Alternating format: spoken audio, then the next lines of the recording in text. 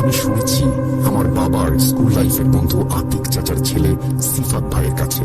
তিনি বর্তমানে ঢাকায় একটি বেসরকারি ব্যাংকে চাকরি করছেন। সে যেভাবে ঘটনাটি বলেছে সেভাবেই লিখে পাঠাচ্ছি।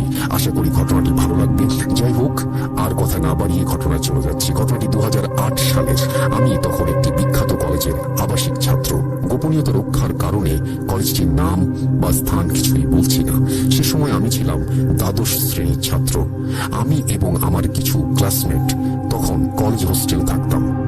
হোস্টেলে আমাদের 8 জন ব্যাচমেট এবং হোস্টেল মেটের মধ্যে খুব ভালো বন্ধুত্ব গড়ে ওঠে। আমাদের ফ্রেন্ড সার্কেলে একজন বন্ধু ছিল যার নাম ইসমাইল। সেও আমাদের সঙ্গেই হোস্টেলে থাকতো। সে ছিল বরাবরই দুরন্ত ও দুঃসাহসী, ভীষণ মিশুক ও আমোদে। তার দুরন্ত পড়ার কথা বলে হয়তো শেষ করা যাবে না। ক্লাস ফাঁকি দেওয়া থেকে শুরু করে ছুটির দিনে মাঝরাতে হোস্টেলে গিয়ে সিগারেট খেতে খেতে আড্ডা দেওয়া, সবকিছুতে এসেছিল আমাদের নেতা। আমাদের এই সার্কেলে আরেকজন বন্ধু ছিল যার নাম অপু। অপু ছিল বেশ শান্তশিষ্ট ও নিরীহ। কোনো সাথীও নেই, পাঁচিও নেই। সে ছিল জাত মেধাবী এবং পড়ুয়া। লেখাপড়ায় ভালো, তার সাথে সাথে খুব ভালো কবিতা আবৃত্তিও করে। সত্যিকার অর্থে গুণী ছেলে বলতে যাকে বোঝায়, অপু ছিল তেমনই একজন। আমরা অনেক দিন অপুকে আমাদের মাঝরাতের আড্ডায় আসতে বলতাম, কিন্তু সে কখনোই আসতে চাইতো না। এ নিয়ে ইসমাইলও একটু চোটে ছিল। একদিন ইসমাইল মাঝরাতে অপুকে তার রুমে ঘুম থেকে ডেকে তোলে এবং আড্ডায় আসার জন্য জোরাজুরি করতে থাকে। অপু কাঁচা ঘুম থেকে উঠে অসম্ভব বিরক্ত হয় এবং রাগারাগি করতে থাকে। আসলে সে ভীষণ ডিসিপ্লিনড লাইফ মেনটেন করত। আমাদের মতো রাত জাগে না কখনো। অপুর ঘরে চিৎকার চেঁচামেচি শুনে আমি ও আমার বন্ধু আবির তার ঘরে যাই এবং গিয়ে দেখি অপু এবং ইসমাইল ঝগড়া করছে। এক পর্যায়ে সবকিছু শুনে আমি আর আবির ইসমাইলকে বলি যে অপুকে অপুর মতো ছেড়ে দিয়ে আড্ডায় চলে আয়। বলে রাখা ভালো যে ইসমাইলের জেদ ছিল সাংঘাতিক রকমের এবং সে ছিল ভীষণ শর্ট টেম্পার্ড। ওর মেজাজ খারাপ ছিল, কিন্তু গজগজ করতে করতে চলে এলো। এরপর থেকে সামান্য ছোটখাটো ব্যাপার নিয়ে প্রায় প্রতিদিনই ইসমাইল এবং অপুর ঝগড়া লেগেই থাকতো। আমরা অন্য বন্ধুরা এই নিয়ে নীরব থাকতাম, কখনো কারো পক্ষ নিয়ে কথা বলতাম না। ভাবতাম ওদের সমস্যা ওরাই মিটিয়ে নেবে। ইসমাইল ও অপু দুজনের সাথেই আমাদের সম্পর্কের অবনতি ঘটতে থাকে, কারণ দুজনেই মনে করত আমরা তাকে সাপোর্ট না করে অন্যজনকে সাপোর্ট করছি। চোখের সামনে এভাবে দুজন ভালো বন্ধুর বন্ধুত্ব ভেঙে গেল দেখলেও এই মুহূর্তে আমাদের কিছু করার ছিল না। এরপর পরিস্থিতি স্বাভাবিক হয়ে আসতে থাকে। আমরা হোস্টেলে সবাই মিলে দুপুরে লাঞ্চ করছি। এক পর্যায়ে আবারও তুচ্ছ একটা কথা নিয়ে অপু ও ইসমাইল ঝগড়া শুরু করে দেয় এবং সেদিন হোস্টেল সুপার স্যার এগিয়ে আসেন ঝামেলা মেটাতে, কিন্তু তাতেও কোনো লাভ হয় না। ঝগড়ার এক পর্যায়ে অপু মুখ ফসকে আমাদের হোস্টেলের মাঝরাতের আড্ডার প্রসঙ্গ হোস্টেল সুপারের সামনে বলে ফেলে। হোস্টেল সুপার স্যার বিষয়টি নিয়ে আমাদের সবাইকে, বিশেষ করে ইসমাইলকে সবার সামনে খুব অপমান করেন এবং তার মা বাবার সাথে কথা বলবেন বলে জানান। ইসমাইলের মুখ দেখে মনে হচ্ছিল সে রাগে ফেটে পড়ছে, কিন্তু স্যার সামনে থাকায় সে কিছুই করতে পারছে না। লাঞ্চ শেষ করে সে অপুর ঘরে যায়। আমরা অন্যরাও পিছু পিছু যাই এবং বাইরে থেকে শুনতে পাই যে ইসমাইল অপুকে শাসাচ্ছে, কাজটা তুই মোটেও ভালো করিসনি, তোকে আমি দেখে নেব। অপুও গজগজ করতে করতে পাল্টা উত্তর দিল, যা দেখবো নে, তুই কি করতে পারিস আমাকে। ইসমাইল বলল, দেখবি, বসে বসে দিন গুনতে থাক। আমরা কেউ কিছু না বলে সেখান থেকে সটকে পড়ি। একটু পর ইসমাইলও চলে আসে সেখান থেকে। কয়েকটা দিন আমরা খুব সবাই ভয় ভয়ে ছিলাম, কোথাকার জল কোথায় গড়াচ্ছে, একটা রক্তারক্তি ব্যাপার না হয়ে যায়। কিন্তু আমরা খুব বাড়াবাড়ি রকমের অবাক হয়ে যাই, কারণ 15 থেকে 20 দিন চলে যাবার পরও কিছু ঘটেনি। আমরা মনে করি ইসমাইল হয়তো ঘটনাটি ভুলে গেছে কিংবা অপুর সঙ্গে তার একটা মিটমাট হয়ে গেছে। ঘটনাটি আমরা স্বাভাবিকভাবে নেই, কিন্তু আমরা কেউ জানতাম না আমরা ভুল ছিলাম। একদিন খুব বৃষ্টি পড়ছিল বাইরে। আমরা ভাবলাম যে বিকেলবেলা সবাই মিলে ঝালমুড়ি খেতে খেতে আড্ডা দেবো। যেই ভাবা সেই কাজ। আমরা ভাবলাম ইসমাইল এবং অপুকেও ডাক দেই, কারণ আমরা তো জানি ওদের মিটমাট হয়ে গেছে। তখন ইসমাইলকে ডাকতে গিয়ে জানতে পারি সে প্রাইভেট পড়তে গিয়েছে। এরপর আমরা অপুকে ডাকতে ওর রুমে যাই, কিন্তু ও রুমে নেই, কোনো সারা শব্দ নেই। আমরা হোস্টেল বিল্ডিং এর 4 তলায় থাকতাম। আমরা পুরো 4 তলা তন্ন তন্ন করে খুঁজেও অপুকে কোথাও পাই না। পরে অন্য তলাগুলো খুঁজতে শুরু করি। 3 তলা এবং 2 তলায় খুঁজে আমরা নিচতলায় আসছি। নিচতলায় আসার সময় আমরা যা দেখি তা দেখে আমাদের রক্ত হিম হয়ে যায়। নিচতলা থেকে 2 তলায় ওঠার সিঁড়ির মাঝামাঝি জায়গায় উপর হয়ে সেন্সলেস অবস্থায় পড়ে আছে অপু এবং তার নাকের নিচ দিয়ে একটা সরু রক্তের ধারা ধীরে ধীরে বইছে। আমরা সবাই ভয় পেয়ে যাই, কারণ প্রায় 1 মাস মাস নীরব থাকার পর ইসমাইল যে এরকম একটা কাণ্ড করে বসবে সেটা কেউ ভাবতে পারেনি। কিন্তু তার তো এখন স্যারের বাসায় থাকার কথা, সে এটা কিভাবে করবে? যাই হোক, তখন আর কোনো চিন্তা না করেই আমরা সবাই ধরাধরি করে অপুকে চারতলায় নিয়ে আসি, কারণ চারতলায় ছিল হোস্টেল সুপারের রুম। তিনি যদি বের হয়ে এসে এসব দেখেন তাহলে আমাদের 8 জনকে হোস্টেল থেকে বের করে দেবেন। রুমে নিয়ে আসার প্রায় 3 ঘন্টা পর আনুমানিক 3:30টার দিকে অপুর সেন্স ফিরে আসে। আমরা সবাই হাঁপ ছেড়ে বাঁচি। এরপর আমরা অপুর কাছে পুরো ঘটনাটা শুনতে চাই। সে আমাদেরকে জানায় যে 3টা থেকে 4টা পর্যন্ত সে প্রাইভেট পড়ে এবং এরপর হোস্টেলে ফিরে আসে। যখন সে সিঁড়ি দিয়ে উঠছে হঠাৎ করে ওর মাথায় খুব জোরে একটা আঘাত পায় এবং সাথে সাথে সেন্সলেস হয়ে পড়ে। এরপর ওর আর কিছু মনে নেই। এরপর আমরা অপুকে নিয়ে যাই ইসমাইলের কাছে। আশ্চর্যের ব্যাপার হলো ইসমাইলের ঘরে তালা মারা।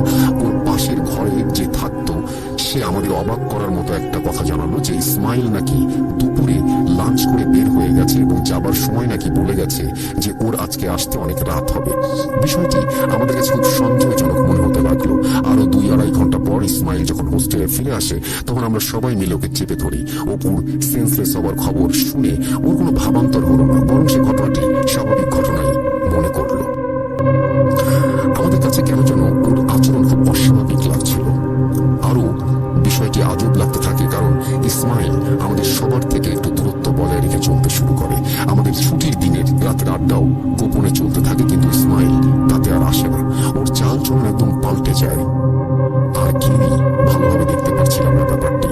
এরপর কিছুদিন কেটে যায় স্বাভাবিকভাবেই। আমরা ভেবেছিলাম ঘটনাটি বোধহয় এখানেই শেষ, কিন্তু আবারও ভুল ভেবেছিলাম।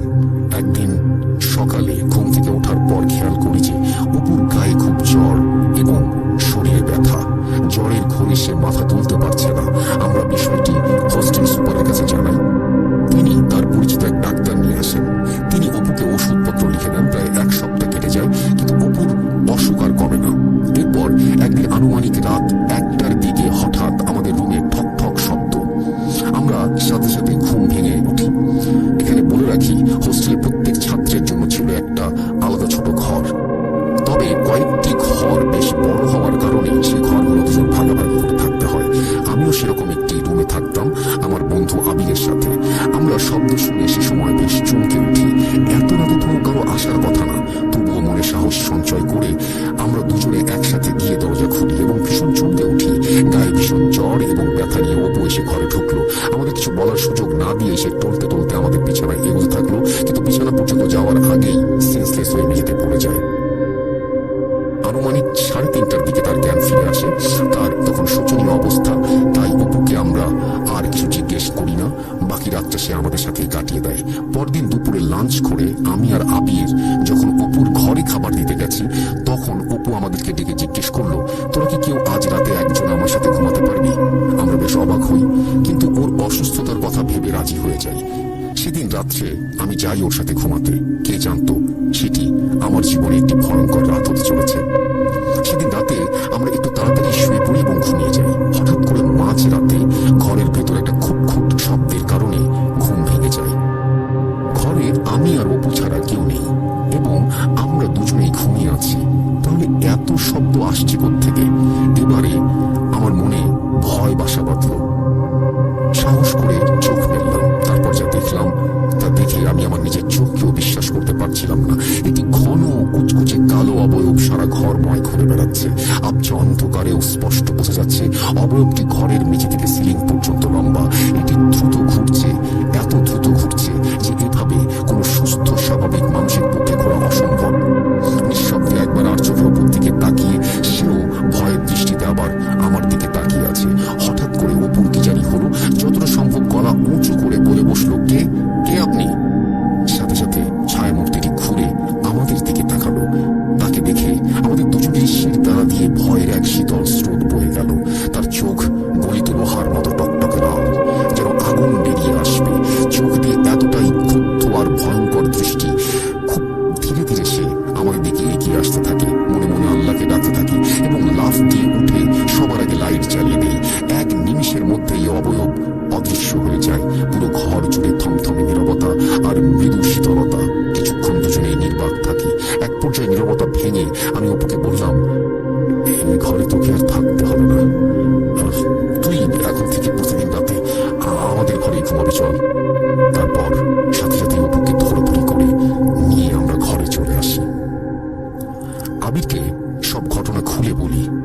সে রাতে আমরা কেউ ঘুমোতে পারিনি, সারা রাত এটা নিয়ে আমরা আলোচনা করি। এমনও নয় যে এই রুমটি ভুতুড়ে, এর আগে অনেক ছাত্র এই রুমে থেকেছে। তাহলে এমনটা কেন হচ্ছে? এসব নিয়ে ভাবতে ভাবতে হঠাৎ করে অপু বলল, আচ্ছা সিফাতের পেছনে ইসমাইলের কোনো হাত নেই তো? কথাটা আমাদেরও মনে হয়েছিল, এরকম হলে তো হতেও পারে। আমরা ভাবলাম এই নিয়ে ইসমাইলের সাথে কথা বলতে হবে। পরদিন আবির গেল ইসমাইলের সাথে কথা বলতে। ফিরে এসে আবির বলল ইসমাইল নাকি খুব মনোযোগ দিয়ে কি লিখছিল, ওকে দেখে এই কাগজটা লুকিয়ে ফেললো। ইসমাইল নাকি বলেছে, অপুর দালাল হয়ে আবার এখানে এসে মূল্য বাড়াচ্ছিস, লজ্জা করে না? যা যা, আমার চোখের সামনে থেকে যা, দূর হ। সে সাথে অকথ্য ভাষায় গালিগালাজ করেছে। ইসমাইলের এহেন আচরণ দেখে আমরা খুব বিস্মিত হই, কারণ ও আগে আমাদের সাথে এরকম ব্যবহার কোনোদিন করেনি। এ যেন অন্য এক ইসমাইল। আমরা ঠিক করলাম একদিন সুযোগ বুঝে আমরা ইসমাইলের ঘরটা একটু চেক করব। শুনতে একটু খারাপ লাগতে পারে, কিন্তু একদিন সুযোগ এসে যায় এবং আমি ও আবির সেটাই করেছিলাম। একদিন বিকেলে খেয়াল করলাম তাড়াহুড়ো করে ইসমাইল ঘরে তালা না দিয়েই বেরিয়ে গেছে। দেরি না করে আমি ও আবির রুমে ঢুকে পড়ি এবং খুব সাবধানে ঘরটা দেখতে থাকি তার ঘরে অস্বাভাবিক কোনো কিছু আছে কিনা। হঠাৎ আবিরের খাটের নিচ থেকে একটা বড় লাল কাপড়ের পুটলি আবিষ্কার করি। কৌতূহলের বশে খুব সাবধানে আমরা পুটলিটা খুলে ফেলি। পুটলির ভেতরে খুব যত্ন করে সাজিয়ে রাখা কিছু জিনিসের ভেতরে যা ছিল তা দেখার জন্য আমরা প্রস্তুত ছিলাম না। পুটলির ভেতরে ছিল একটা নিষিদ্ধ কুফরি কালামের বই। এছাড়াও ছিল অনেকগুলো কাগজ, যাতে ছিল উল্টো করে লেখা আরবি, 3টি তামার তাবিজ, কয়েক হাত লম্বা কাফনের কাপড়, একটি বড় লাল সুতোর গোছা, একটি আতরের বোতল, এছাড়াও আরো ছোটখাটো কিছু জিনিস। ভয়ে আমাদের হাত পা ঠান্ডা হয়ে গেল। শেষমেশ ইসমাইলের মতো একটা ছেলে অপুকে কুফরি করলো। আমরা কৌতূহল থাকা সত্ত্বেও অনিষ্ট হতে পারে সেই আশঙ্কায় আমাদের আর বইটি খুলে দেখার সাহস হলো না। পুটলিটি যেভাবে ছিল সেভাবেই সাবধানে গুছিয়ে রেখে আমরা ঘর থেকে বের হয়ে আসি। দেরি না করে আমরা দুজনেই যাই স্থানীয় মসজিদের ইমাম চাচার কাছে। স্থানীয় লোক হওয়ায় তিনি একজন কবিরাজের ঠিকানা দিয়ে দেন। ওই বিকেলেই আমরা দুজনে সেই ঠিকানায় চলে যাই। হোস্টেল থেকে কবিরাজের বাড়িটি বেশ দূরে। সেখানে যাওয়ার পর কবিরাজ চাচার কাছে আমরা এতদিনে যা যা ঘটেছে সব খুলে বলি। তিনি আমাদের বলেন যে অপুর ঘরটা একবার ভালো করে খুঁজে দেখতে, যদি কিছু পাই তবে সেগুলো নিয়ে যেন আগামীকাল আর একবার আসি। তিনি বলেছেন এগুলো যেন আমাদের শরীরের সরাসরি সংস্পর্শে না আসে, তাতে আমাদের ক্ষতি হবে। সেদিন বাসায় গিয়ে আমরা আর কাউকে কিছু বলিনি, অপুকেও না। পরের দিন আমি আর আবির কলেজে যাইনি। অসুস্থতার দোহাই দিয়ে আমরা কলেজ হোস্টেলে রয়ে গেলাম। হোস্টেল মোটামুটি ফাঁকা হয়ে গেলে পরে আমি আর আবির অপুকে গতকালের সব ঘটনা খুলে বলি। আমরা তার ঘরে যাই এবং ঘর খুঁজতে থাকি। খুঁজতে খুঁজতে আমরা ভয়ানক কিছু জিনিস আবিষ্কার করি। তার খাটের 2 পায়া এবং টেবিলের 2 পায়ার ঠিক নিচে ছোট ছোট ভাঁজ করে কিছু কাগজ। একটা মানুষের কি সাংঘাতিক বুদ্ধি থাকলে সে কারো খাটের পায়ার নিচে কাগজ লুকিয়ে রাখতে পারে, সেটা খুঁজে পাওয়া না যায়। এভাবে আমরা মোট 4টি কাগজ বের করি। আমরা হাতে পলিথিন ব্যাগ বেঁধে জিনিসগুলো সাবধানে তুলে নিলাম। এছাড়াও 3টি তাবিজ পাওয়া গেল অপুর ঘরে। প্রথমটি ছিল তার কলমদানির ভেতর, দ্বিতীয়টি ছিল তার চেয়ারের নিচে আঠা দিয়ে লাগানো, তৃতীয়টি ছিল টেবিল ল্যাম্পের সাথে বাঁধা। জিনিসগুলো দিয়ে আমরা যখন কবিরাজের কাছে যাচ্ছিলাম তখন আনুমানিক সকাল 11:30। সেদিন অপুকে আমরা সাথে নিয়ে গিয়েছিলাম। কবিরাজ চাচার বাড়িতে যাবার পর কবিরাজ চাচা অপুকে দেখে চমকে ওঠেন। তিনি বলেন ওই কুফরি কালাম করা হয়েছে এবং সেটা করেছে তোমাদেরই খুব কাছের মানুষ। আমরা আশ্চর্য হয়ে গেলাম। তিনি এক নজর দেখেই বলে দিলেন।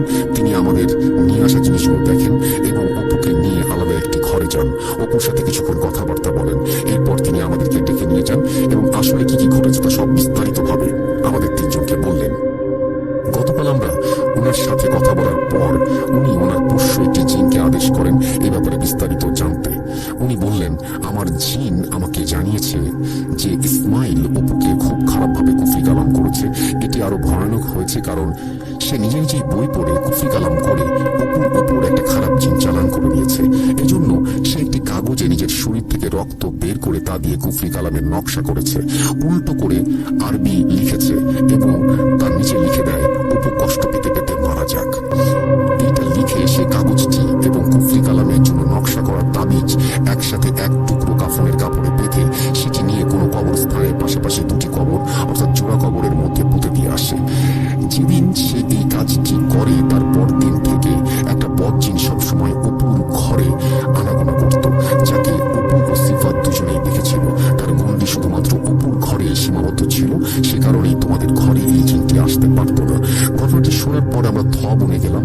আমরা সেই চিরচেনা ইসমাইল যে কুফরি কালামের মতো একটা জঘন্য কাজ করতে পারে সেটা কল্পনার আমাদের বাইরে ছিল।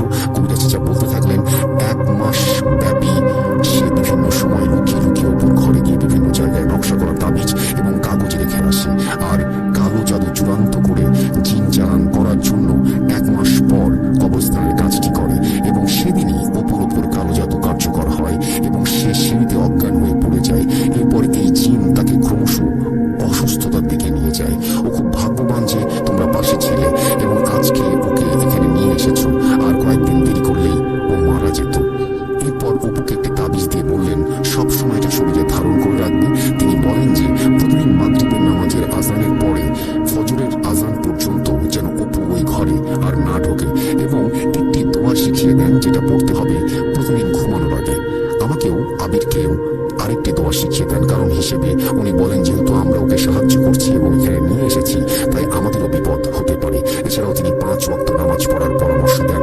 অবাক করা বিষয় হলো তিনি যখন নিজের হাতে তাবিজটা অপুর কোমরে বেঁধে দিলেন সাথে সাথে অপুর শরীরে জোর আর মনের জোর দুটোই বহুগুণ বেড়ে গেল। আমাদেরকে তার বাড়িতে দুপুরের খাওয়া দাওয়া করে যেতে বললেন। এরপর আমাদের সাথে থাকা কিছু টাকা তাকে নজরানা হিসেবে দিয়ে আমরা হোস্টেলে চলে আসি। হোস্টেলে পৌঁছাতে পৌঁছাতে বিকেল 4টা বেজে যায়। সেদিন আর কিছু ঘটেনি।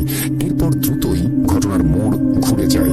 সেদিন রাতে আমরা দেরি করে ঘুমাই। পরদিন সকালে চিৎকার চেঁচামেচি শুনে আমাদের 3 জনের ঘুম ভাঙে। ঘুম থেকে উঠে 3 জনেই রুম থেকে বের হয়ে দেখি ইসমাইলের রুমে হোস্টেল সুপার স্যার চেঁচামেচি করছেন।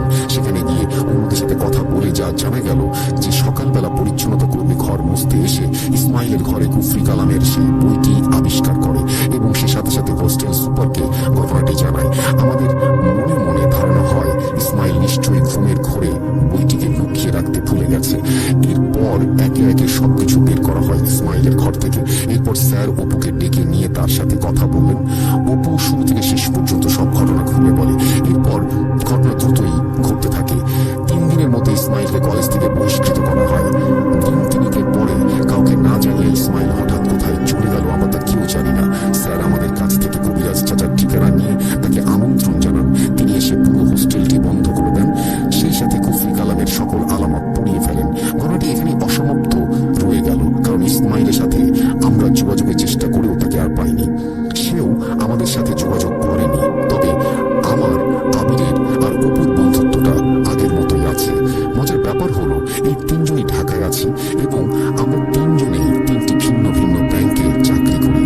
মাঝে মাঝে আমরা সাক্ষাৎ করি, একে অন্যের বাসায় যাই, অফিস শেষে আড্ডা দিই, কিন্তু কলেজ লাইফের সেই ঘটনার কথা আমরা কেউ মনে করতে চাই না কখনোই। তো রাসেল ভাই, এই ছিল ব্ল্যাক ম্যাজিক বা কুফরি কালাম নিয়ে রাহাত ভাইয়ের পাঠানো অসমাপ্ত একটি স্টোরি। আশা করি আপনার ভালো লেগেছে। চমৎকার একটি ঘটনা, অনেক বড় একটি ঘটনা। আশা করছি আপনাদেরও ভালো লেগেছে। যদি ভালো লাগে তাহলে অবশ্যই আমাদের জানাবেন এবং আপনাকে অনেক ধন্যবাদ দীপ্ত এই ঘটনাটি পাঠানোর জন্য। ভবিষ্যতে আপনার ঘটনার অপেক্ষায় রইলাম।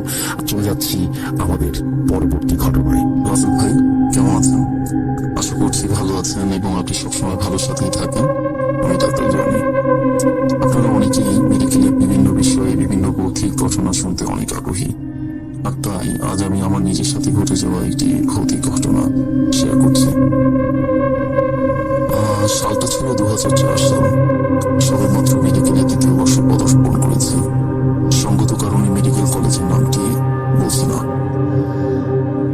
একবার আমাদের রাসেল ভাই, ইব্রাহিম ফ্রম লালবাগ, ঢাকা, এবং সবাইকে অনেক অনেক ধন্যবাদ আমার ঘটনার প্রশংসা করার জন্য। আজকে সবার জন্য আরো একটা ঘটনায় হাজির হলাম এবং আশা করি এই ঘটনাটিও আপনাদের সবার অনেক বেশি ভালো লাগবে। এই ঘটনাটি আমি আমার এক ফ্রেন্ডের কাছ থেকে কালেক্ট করেছি রাসেল ভাই। তার নাম হচ্ছে মাহিল হাবিব চৌধুরী এবং সে আরো একটা ঘটনা আমাকে শেয়ার করে দিয়েছিল। ঘটনাটি আজ থেকে 2 বছর আগে রাসেল ভাই, এবং এমন এক 31st নাইটে তার বাসায় সে একটা পার্টি রাখে, যে কারণে তার অনেক ফ্রেন্ডরা আসে। তো অনেক রাত হওয়ার পর তাদের পার্টি শেষ হওয়ার পর তাদের প্ল্যানিং এরকম ছিল যে অনেক রাত হয়ে যাওয়ার পর তাদের যে ফ্রেন্ডের বাসা, যেহেতু তাদের ফ্রেন্ডের এক একজনের বাসা এক এক জায়গায় অনেক দূর দূরে, সেহেতু তাদের যেহেতু নিজস্ব গাড়ি আছে, তাদের গাড়িতে করে তার মামা তাদেরকে পৌঁছে দেবে তাদের বাসায়, বিকজ এত রাতে আসলে তারা কিভাবে যাবে। তো এজন্য এটাই প্ল্যান হয় এবং তারা গাড়ি নিয়ে তার ফ্রেন্ডদের সবার বাসায় পৌঁছে দেয় এবং তার ফ্রেন্ডও যায় এগিয়ে দিতে। তো ঘটনাটা ঘটে পরে, সবার বাসায় পৌঁছে দেওয়ার পর যখন সে আর তার মামা, আমার ফ্রেন্ড এবং তার মামা যখন ফিরে আসবে তাদের বাসায়, মোহাম্মদপুরের দিকে তাদের বাসা, তো মোহাম্মদপুরের দিকে যখন তারা ফিরে আসবে গাড়িটা ঘুরাবে, তখনই একটা সমস্যায় তারা পড়ে। তখন থেকে আসলে ঘটনাটা শুরু। তো হঠাৎ করে তাদের গাড়িটার সিস্টেম এরকম যে গাড়িটা চাবি ছাড়া বেশিক্ষণ চলতে পারবে না, বেশিক্ষণ রান করতে পারবে না। আমি জানি না রাসেল ভাই, এটা সে আমাকে বলেছিল যে তাদের গাড়ির সিস্টেম নাকি এটা একটা লেটেস্ট ভার্সনের গাড়ি এবং তাদের ইলেকট্রিক সিস্টেম যতটুকু জানি যে তো তার মামা আসলে চাবি নিতে ভুলে যায়, যার কারণে নাকি গাড়ি হঠাৎ রাস্তার মধ্যেই অফ হয়ে যায়, যার কারণে এটা একটা মানে অন্য ধরনের লক সিস্টেম, সিকিউরিটি সিস্টেম, যার কারণে তারা বেশ ঘাবড়ে যায় যে এত মানে এই টাইমে রাত বেরাতে এমন জায়গায় সত্যি এটা খুবই অন্যরকম একটা এক্সপিরিয়েন্স গাড়ি আটকে যাওয়া। তো তার মামা বের হয়ে তার মানে গাড়ি থেকে নামে। গাড়ি থেকে নামার পর তার আরো একটা ভাই, যে ভাই আমার ফ্রেন্ডের বাসায় থাকে, সেখানেই থাকে, তো তার ভাইকে ফোন দেয়। ফোন দিয়ে বলে যে বাইক নিয়ে চাবিটা নিয়ে আসতে, আমরা এখানে আছি, চাবিটা নিয়ে আসতে। তো আমার ফ্রেন্ডটা যখন গাড়ি থেকে পানি খাওয়ার জন্য পানির বোতলটা নিতে যাবে সিটে, পিছনের সিট থেকে, তো পিছনের সিটে নেওয়ার সময় সে বোতলটা বের করে এবং গাড়ির উইন্ডো লাগিয়ে সে গাড়ির সামনে দাঁড়িয়ে, গাড়ির পিছনের সাইডে দাঁড়িয়ে পানি খাচ্ছে এবং অপর প্রান্তে আমার ফ্রেন্ডের যে মামা, সে ফোনে কথা বলছে সে ভাইটার সাথে। এমন সময় আমার ফ্রেন্ড লক্ষ্য করে যে তার সামনে একটা অ্যাবনর্মালি একটা লোক, বুড়ো টাইপের একটা লোক এবং খুবই অগোছালো চুল এবং অগোছালো তার কাপড়, এরকম একটা অ্যাবনর্মাল লোক তার সামনে আসে, অনেকটা ভিক্ষুকের মতো। তো ভিক্ষুকের মতো ভিক্ষুকও বলা যায় না আসলে, খুবই পাগল টাইপের একটা ভিক্ষুক। তো এমন উইয়ার্ড ভাবে আসার পর তার কাছে মানে এরকম হাত বাড়ায়, মানে কিছু বলে না আসলে ভাই, ভিক্ষুকরা কিন্তু হাত বাড়ানোর সময় বলে যে কিছু ভিক্ষা দেন এই টাইপের কিছু, বাট তার কাছে মনে হয় সে ভিক্ষা চাইছে, বাট কিছু বলছে না। সো আমার ফ্রেন্ডের একটু উইয়ার্ডই লাগে। রাত তখন কত হবে, 1টা কি 2টা, তো এরকম সময় এরকম ভিক্ষুকের আসলে আনাগোনা তো মানে সত্যি খুব অ্যাবনর্মাল, তাও আবার ঢাকা শহরে। তো এমন টাইমে সে একটু অ্যাবনর্মালি ফেস করে। তো তার কাছে মনে হয় যে মানে সে ভাগিয়ে দেয় যে না মাফ করেন, এই আর কি, সে মাফ করেন এটাই বলে যে। তো তখন সে দেখে যে সেই লোকটা চলে যায়। প্রায় লম্বাই ছিল রাসেল ভাই, সে প্রায় লম্বাই ছিল, বাট সাধারণ মানুষের মতো ছিল, কিন্তু সাধারণ মানুষের মতো দেখছিল না। তার চোখগুলো জানি কেমন ছিল, চোখগুলো গর্তে ঢুকে আছে। আমার ফ্রেন্ড আমাকে যেভাবে এক্সপ্লেইন করে আমি ঠিক সেভাবে এক্সপ্লেইন করছি। তার চোখগুলো গর্তে ঢুকে আছে, তার চামড়াগুলো কুচকানো, অনেকটা বয়স্ক বুড়োদের মতো, এবং তার হাতগুলো কেমন লোমশ, কেমন জানি, মানে সে এক্সপ্লেইন করতে পারছিল। আর যতটুকু সে দেখেছে আসলে রাসেল ভাই, তারা মরে ছিল এবং রাস্তার লাইটের আলোয় যতটুকু দেখা সম্ভব সে ততটুকুই দেখেছে রাসেল ভাই। এবং সে যখন হাত বাড়ালো, আমার ফ্রেন্ডটা যখন সেই বুড়োটাকে ভাগিয়ে দিল, বললো যে মাফ করেন, দেখলো যে চলে যাচ্ছে। তো আমার ফ্রেন্ড তখন পানি খাওয়া শেষ, সে পানির বোতলটা রাখবে গাড়ির ভেতরে রেখেই সে যখন ঘুরে রাসেল ভাই, তখন সে সেই বুড়োটাকে আর কোথাও দেখতে পায় না। একটা কথা বলে রাখি রাসেল ভাই, সেই রাস্তায় সেই সময় কোনো মানুষ ছিল না, পুরো রাস্তায় দূর দূর পর্যন্ত দেখা যায় যে একটা বান্দাও নেই। আর সেই লোকটা যদি যায়, সেই লোকটা যদি সাধারণ কিছু হয়ে থাকে, সাধারণ মানুষ হয়ে থাকে, সে যদি মানে অন্য রাস্তায় চলেও যায়, দেখা যাবে যে সে যাচ্ছে উইদিন 2 সেকেন্ড। It's impossible. তার সামনে মনে হচ্ছে সেই জিনিসটা ইনভিজিবল হয়ে গেল, ভ্যানিশ হয়ে গেল তার সামনে। তো এটা বেশ উইয়ার্ডই লাগলো, কারণ সে মানে এটাই বলছিল আমাকে যে দোস্ত, সে যদি কোথাও চলেও যায়, তার সাথে টাইম লাগার কথা, রাস্তা ছোট না, এটা মেইন রোড, এটা যথেষ্ট বড় একটা রাস্তা, ওই সাইডে যাক বা এই সাইডে যাক, যথেষ্ট টাইম লাগার কথা। বা আমি দেখবো যে সে চলে যাচ্ছে না, আমি কিছুই দেখতে পারলাম না এরকম। তার বেশ উইয়ার্ড লাগে বিষয়টা। তারপরও সে নর্মালি নাই, কোন রকম আসছে গেছে, এরকম আসতেই পারে বিভিন্ন ভিক্ষুক। তো তারা গাড়িতে বসে এবং এমন সময় তাদের চাবি চলে এসেছে। তো খুব বাইক দিয়ে এসেছে, তো রাস্তা খালি, তো খুব স্পিডে তার ভাই চলে আসে, চাবিটা দেয় এবং গাড়িটা আনলক করে আবার গাড়ি চালানো শুরু করে রাসেল ভাই। তো এখান থেকেই তারপর আরো ঘটনা গভীরে যায়। তো তারা যখন যেতে থাকে বাসার উদ্দেশ্যে, তখন তারা একটা মোড় পায় রাসেল ভাই, একটা মোড়, তাদের রাস্তা একটা মোড় হয় এবং সেই মোড়ে যখন গাড়িটা ঘোরার সময় সে 4 রাস্তার মোড়ে সেই বুড়োটাকে বসে থাকতে দেখে। একটা কথা বলে রাখি, গাড়িটা যথেষ্ট স্পিডে চলছিল এবং মানে মানে এটা অন্য একটা ইম্পসিবল একটা ব্যাপার যে সেই যে মানে অনেক দূরত্বের একটা ব্যাপার যে এখান থেকে সে মানে বুড়োটাকে সে এখানে দেখেছে। এত তাড়াতাড়ি বুড়োটা যদি হেঁটেও যায় বা রিক্সায়ও যায়, এত তাড়াতাড়ি পৌঁছানোর কথা না। এবং তারা তো গাড়ি যথেষ্ট স্পিডে চালিয়েছে, তাদের সাথে তারা দেখেছে যে জিনিসটাকে। তো এমন সময় রাসেল ভাই তার বেশ উইয়ার্ড লাগে যে এই বুড়োটা এখানে কি করে আসলো, এই বুড়োটাকে না আমি সেই জায়গায় দেখেছিলাম, এই বুড়োটা এখানে কি করে আসলো। তার মামাকে সে একটু নক দেয়, তার মামা বলে, তার মামা খেয়াল করে নেয়, আসলে তার খেয়াল করে নেয় আসছে গেছে। আর মাহির হয়তো বা মানে আমার ফ্রেন্ড সে হয়তো বা ভুল কিছু দেখেছে, সো ওই অত একটা কেয়ার করে নেয়। তো গাড়ি চলছে চলছে চলছে, হঠাৎ এমন সময় সে লক্ষ্য করে সেই বুড়োটা তাদের জানালার পাশে, মানে জানালার পাশের যে ফুটপাত আছে সে ফুটপাতে দৌড়াচ্ছে। এবং বলে রাখা ভালো, সেই দিন সেই রাস্তায় কোনো মানুষ ছিল না, মানে সেই রাস্তায় মানে রাত 2টা 3টার দিকে 1-2 জন মানুষ থাকে, কিন্তু সেই দিন রাস্তায় মানুষই ছিল না, মানুষ দেখছিল না। এবং সেই মানে সেই বুড়োটা মানে এত জোরে স্পিডে দৌড়াচ্ছিল, তাদের গাড়ির সাথে তাল মিলিয়ে দৌড়াচ্ছিল, হুইচ ইজ ইম্পসিবল। এটা দেখার পর সে ঘামতে শুরু করে, গাড়িতে এসি চলছিল, সে ঘামতে শুরু করে। তার মামাকে বলে, তার মামা তাকিয়ে দেখে না কিচ্ছু নাই, কেউ নাই। তার মামা বলে যে তুই ফাইজলামি করতেছিস আমার সাথে। তো মামাও দেখে যে ভাই ও ঘামায় গেছে পুরো ভয়, মানে সে জিনিসটা দেখছে, তার গাড়ির পাশে গাড়ির সাথে তাল মিলিয়ে একটা বুড়ো আছে। ভাই একটা মানে সাধারণ মানুষ এত স্পিডে গাড়ির সাথে তাল মিলিয়ে যেতে পারে কিনা আমি জানি, আমার জানা নেই, তবে সে যেভাবে এক্সপ্লেন করেছে একটা বুড়ো, একটা বয়স্ক কুস্ক বুড়ো সে গাড়ির সাথে তাল মিলিয়ে যাচ্ছে, হুইচ ইজ ইম্পসিবল।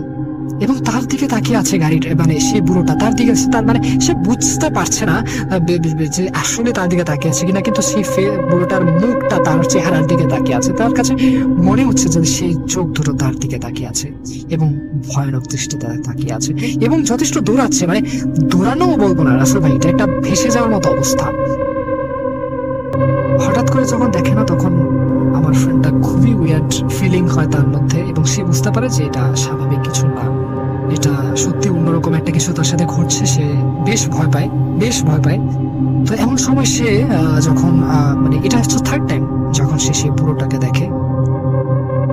তারা যখন বাসায় পৌঁছে রাসেল ভাই, তাদের বাসায় মানে তাদের বাসায় মোহাম্মদপুরের একটা মোড় আছে, আমি স্পেসিফিকলি বলতে চাচ্ছি না, আসলে সমস্যা আছে সে জায়গায় একটু, যার কারণে মোহাম্মদপুরের একটা মোড় আছে, যারা ওখানে থাকেন তারা চিনবেন। তো সেই মোড়ে যখন তারা পৌঁছায়, তারা আবারও মানে সেখানে একটা কবরস্থান আছে রাসেল ভাই, আমি মানে কবরস্থান টাইপের, ছোটখাটো একটা কবরস্থান টাইপের আছে। এবং সেই কবরস্থান মানে অত বড় কবরস্থান না, আমার গেট মি রং, অত বড় কবরস্থান না, বাট একটা ছোটখাটো একটা কবরস্থানের মতো গেট। তো সে সেটা চিনে, তাদের বাসায় যে মানে একটা রোড আছে ভাই, তাদের রোডের মাথায় তাদের বিল্ডিং বাসা, আর এদিকে মানে তারা এন্টার করলো রাস্তায় ঢোকার মাথায় সে দেখতে পেল যে সেই বোনটা আবার বসে আছে।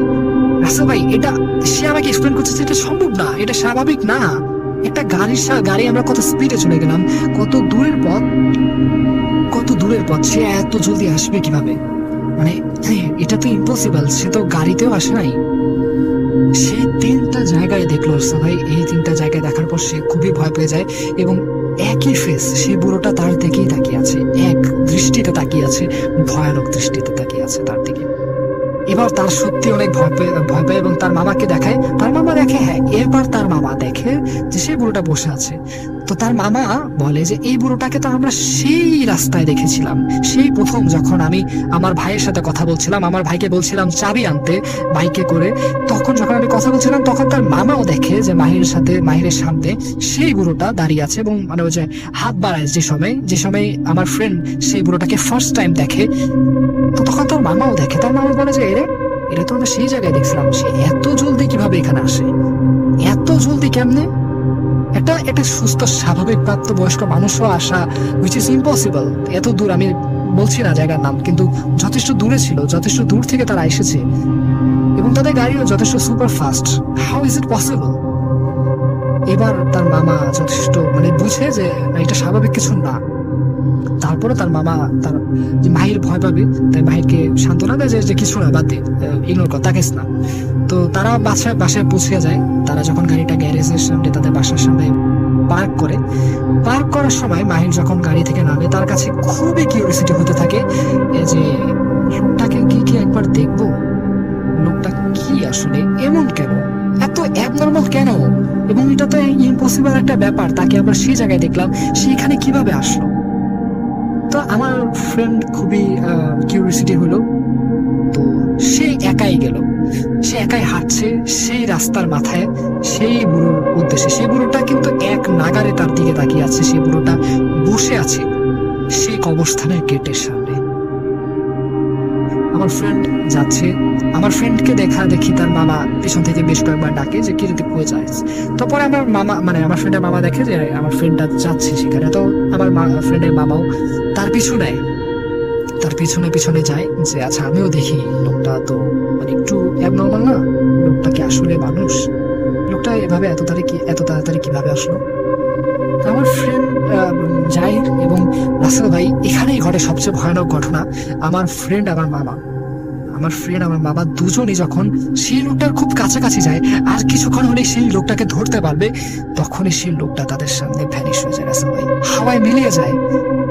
মানে আমার ফ্রেন্ড এটা মানে আমার ফ্রেন্ড আমাকে বলে যে ভাই আমি হলিউড ফিল্মে এগুলা দেখছি, আমি হলিউড ফিল্মে দেখে এগুলা বড় হয়েছি আর আমার সামনে এটা ঘটলো। পুরো মানে হলিউড ফিল্ম দেখে এত ভয় পাইনি আমি যতটা আমার রিয়েল লাইফে ভয় পেয়েছি। সেই লোকটা কিন্তু রাসেল ভাই যখন তারা আসছিল খুব কাছে কাছে চলে এসেছিল, বুড়োটা কিন্তু পিছন ফিরেছিল। আমার ফ্রেন্ড যখন পিছনে তার ঘাড়ে মানে কাঁধে হাত দিতে যাবে, তখনই রাসেল ভাই সেই জিনিসটা ভ্যানিশ হয়ে যায়, তাদের চোখের সামনে ভ্যানিশ হয়ে যায়। উইদিন 1 সেকেন্ড এটা সে এবং তার মামা দুজনে দেখে। ভ্যানিশ মানে ভ্যানিশ রাসেল ভাই, তাদের পুরো রাস্তায় সে মানুষটা মানে মানুষ তো ছিল না রাসেল ভাই, সে লোকটার কোনো অস্তিত্ব নাই। তারা দুজনে বুঝতে পারে যেটা মোটেও স্বাভাবিক কিছু ছিল না রাসেল ভাই। পরবর্তীতে তারা খুবই ঘেমে অস্থির এবং মানে এই জিনিসটা আসলে নিতে পারে না। আমার ফ্রেন্ড এত অনেক ভয় পায় যার কারণে পরবর্তীতে তার জ্বরও আসে। जिन्हें मैंने कहानी में रूपांतरित किया है, तो आइए बिना देर किए आज की पहली कहानी शुरू करते हैं। आ रही है। पांडुरंग खुशी से उछल कूद कर रहा था। पांडुरंग बलराम का छोटा बेटा था और अब 7 साल का हो चुका था। बलराम का छोटा सा लेकिन खुशहाल परिवार था। बलराम, बीवी सुलभा, माँ रकमा, बड़ा बेटा गजानन और छोटा बेटा पांडुरंग। बलराम एक मेहनती किसान था। उसका दायां पैर टूटा हुआ था, पर फिर भी वो बहुत मेहनत किया करता था। रहन सहन बहुत ही सीधा साधा और गरीब सा। सुबह होते ही खेतों में काम पर लग जाता था। पांडुरंग इसलिए खुश था क्योंकि उस दिन उसकी बुआ घर आने वाली थी। तो दोपहर के 3 बजते ही बलराम की माँ रकमा ने उससे कहा, बलराम, घर में आटा खत्म हो गया है, जरा पास के गांव जाकर अनाज पिसवा ला, घर में बिल्कुल भी आटा नहीं है। बलराम तब खेतों से खाना खाने घर ही आया था। उसने कहा ठीक है, लेकिन तभी बड़े बेटे गजानन ने कहा, क्या मैं जाऊं? उसका बड़ा बेटा तब 12-13 साल का था। बलराम ने कुछ देर सोचकर कहा, ठीक है, लेकिन अंधेरा होने से पहले वापस आ जाना। जैसे ही गजानन बाहर जाने लगा, छोटा पांडुरंग भी उसके पीछे पड़ गया। जिद करने लगा कि मैं भी दादा के साथ जाऊंगा। और तो और जोर जोर से चिल्लाने लगा, रोने भी लगा। महाराष्ट्र में बड़े भाई को दादा कहकर बुलाते हैं, तो पांडुरंग भी गजानन को दादा ही कहता था। सुलभा ने तब कहा, अरे ले जाओ, मगर रखवा बोले, ना मत भेजो उसे, अगर लौटते वक्त अंधेरा हो गया तो वो रास्ता सही नहीं है। मगर पांडुरंग तो बिल्कुल मानने को तैयार ही नहीं था। उसने जैसे ठान ही लिया था कि जाना ही है। आखिरकार मजबूरी में गजानन को अपने छोटे भाई को भी साथ ले जाना पड़ा। दिन भर खेलकर पांडुरंग के कपड़े खराब हो चुके थे। माँ ने उसके मैले हुए कपड़े निकाले और जो थोड़े बहुत ठीक ठाक कपड़े थे वो पहनाए। बालों में तेल डाला और कंघी कर अपने पल्लू से उसका चेहरा पोंछ लिया। माँ ने एक चवन्नी पांडुरंग के हाथ पर रख दी और फिर गजानन ने कंधे पर अनाज का गट्ठर उठाया और अपने दूसरे हाथ से पांडुरंग का हाथ पकड़कर दोनों खुशी खुशी घर से निकल पड़े। पड़ोस के गांव तक पहुंचने में उन्हें आमतौर पर 1 घंटा लग जाता था, क्योंकि गांव उनके घर से काफी दूर था। रास्ते में छोटे बड़े पहाड़ और बीच में एक बड़ा नाला भी था, जिसे पार कर उस पार जाना पड़ता था। अब गजानन और पांडुरंग धीरे धीरे पगडंडी से नीचे उतरने लगे। जैसे जैसे नीचे उतरते गए वो घाटी के रास्ते पहुंच गए। उस घाटी में पूरे साल पानी रहता था। नाला पार करने के लिए वहां बड़े बड़े पत्थर रखे गए थे जिन पर संभल कर चलना पड़ता था। पांडुरंग को यह सब बहुत मजेदार लगने लगा। पानी की खलखल बहती आवाज उसे और भी खुश कर रही थी। जैसे ही वो दोनों नाले से बाहर निकले, गजानन ने पांडुरंग को अपनी दाहिनी तरफ खींच लिया क्योंकि बाई तरफ अब तल आने वाला था। अब सुनो, ये तल क्या है पहले ही बता देता हूं। नाले की उस पार बाई तरफ 5-6 साल पहले एक नंदी वाले का जोड़ा आकर रहने लगा था। तब से सब लोग उस जगह को नंदी वाले का तल कहने लगे थे। उस घर में एक आदमी था जिसका नाम था सरजा और उसकी बीवी थी पुतलाबाई, जिसे सब मराठी में पुतला कहते थे। सरजा दुबला पतला इंसान था। दिन भर अपने बैल सजाकर गांव-गांव घूमा करता था और लोगों की खेत वगैरह जोतने का काम किया करता था। उसके साथ उसकी बीवी पुतला भी उसका हाथ बटाती थी। लेकिन एक दिन सरजा को कोई बीमारी लग गई और वो बिस्तर से उठ ही नहीं पाया।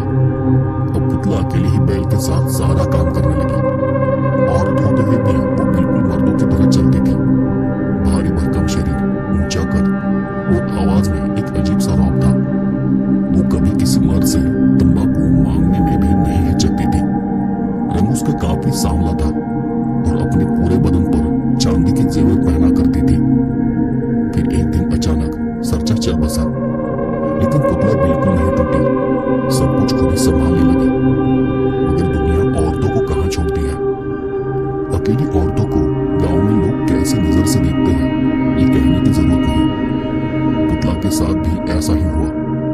गांव के कुछ मर्द उसे परेशान करने लगे और फिर एक सुबह अचानक नाले के पास उस पार शोर मचा। लोग दौड़ के वहां पहुंचे और देखा कि नंदी वाले के झोपड़े के पीछे जो बड़ा पीपल का पेड़ था वहां पुतला ने फांसी लगा ली थी।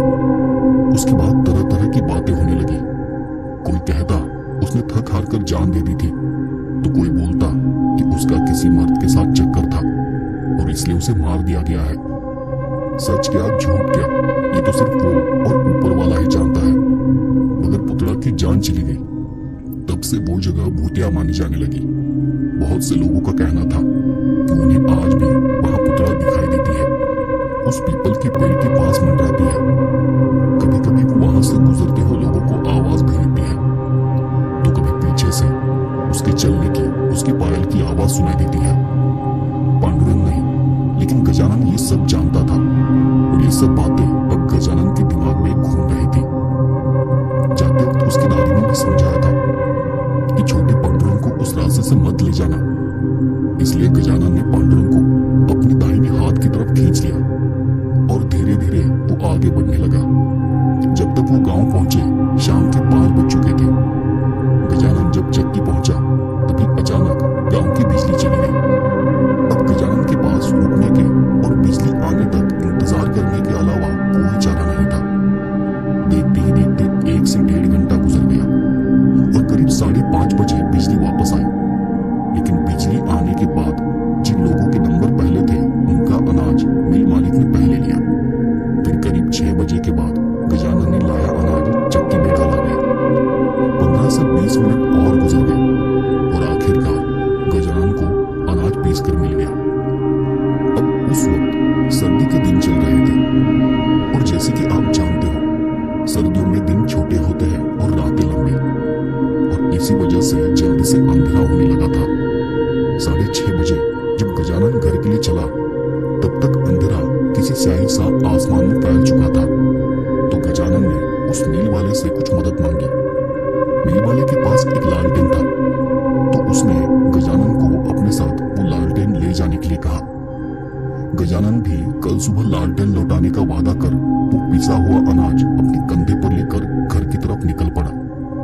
लेकिन जो नहीं होना चाहिए था वही हुआ। गजानन के एक कंधे पर अनाज था और दूसरे हाथ में लालटेन। इस कारण वो पांडुरंग का हाथ नहीं पकड़ सका। गजानन ने अनाज का बोरा उठाते वक्त ही पांडुरंग को समझा दिया था कि मेरे ठीक साथ साथ चलते रहना, कहीं पीछे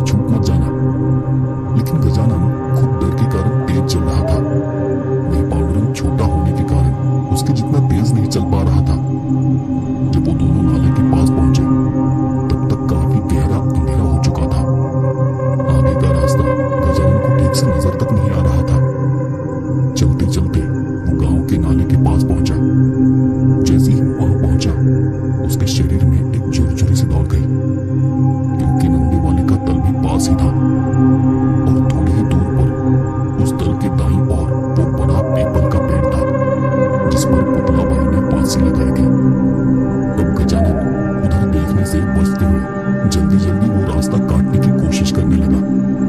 लेकिन जैसे ही वो उस दल के पास पहुंचा, न जाने वहां क्या हुआ, उसे जरा भी होश नहीं रहा। घबराहट में वो और ज्यादा तेज चलने लगा। पांडुरंग कब पीछे छूट गया उसे पता ही नहीं चला। उसे लग रहा था कि पांडुरंग उसी के साथ चल रहा है। वो बेहोश सा आगे आगे बढ़ता चला गया। इधर भाई को आगे जाता देख पांडुरंग और घबरा गया। वो धीरे धीरे काफी पीछे छूट गया था। पांडुरंग इतना घबराया हुआ था कि उसके गले से आवाज ही नहीं निकल रही थी।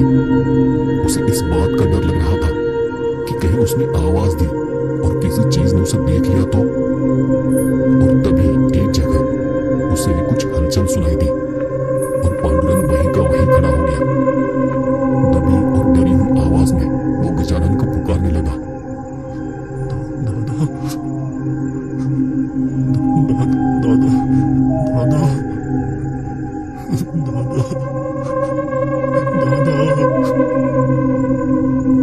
लेकिन गजानन की वो दबी आवाज उस तक पहुंचना मुश्किल था, क्योंकि गजानन अब काफी आगे बढ़ चुका था। पांडुरंग को बस हिलती हुई दूर जाती लालटेन नजर आ रही थी। अब पांडुरंग और भी ज्यादा डर गया और उसकी रोने जैसी हालत हो गई। उसी पर अचानक किसी ने उसे पीछे से आवाज दी।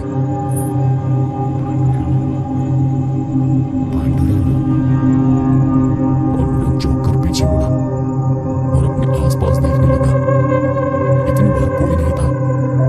वो आवाज बहुत साफ और तीखी थी। उस आवाज से पांडुरंग और ज्यादा डर गया।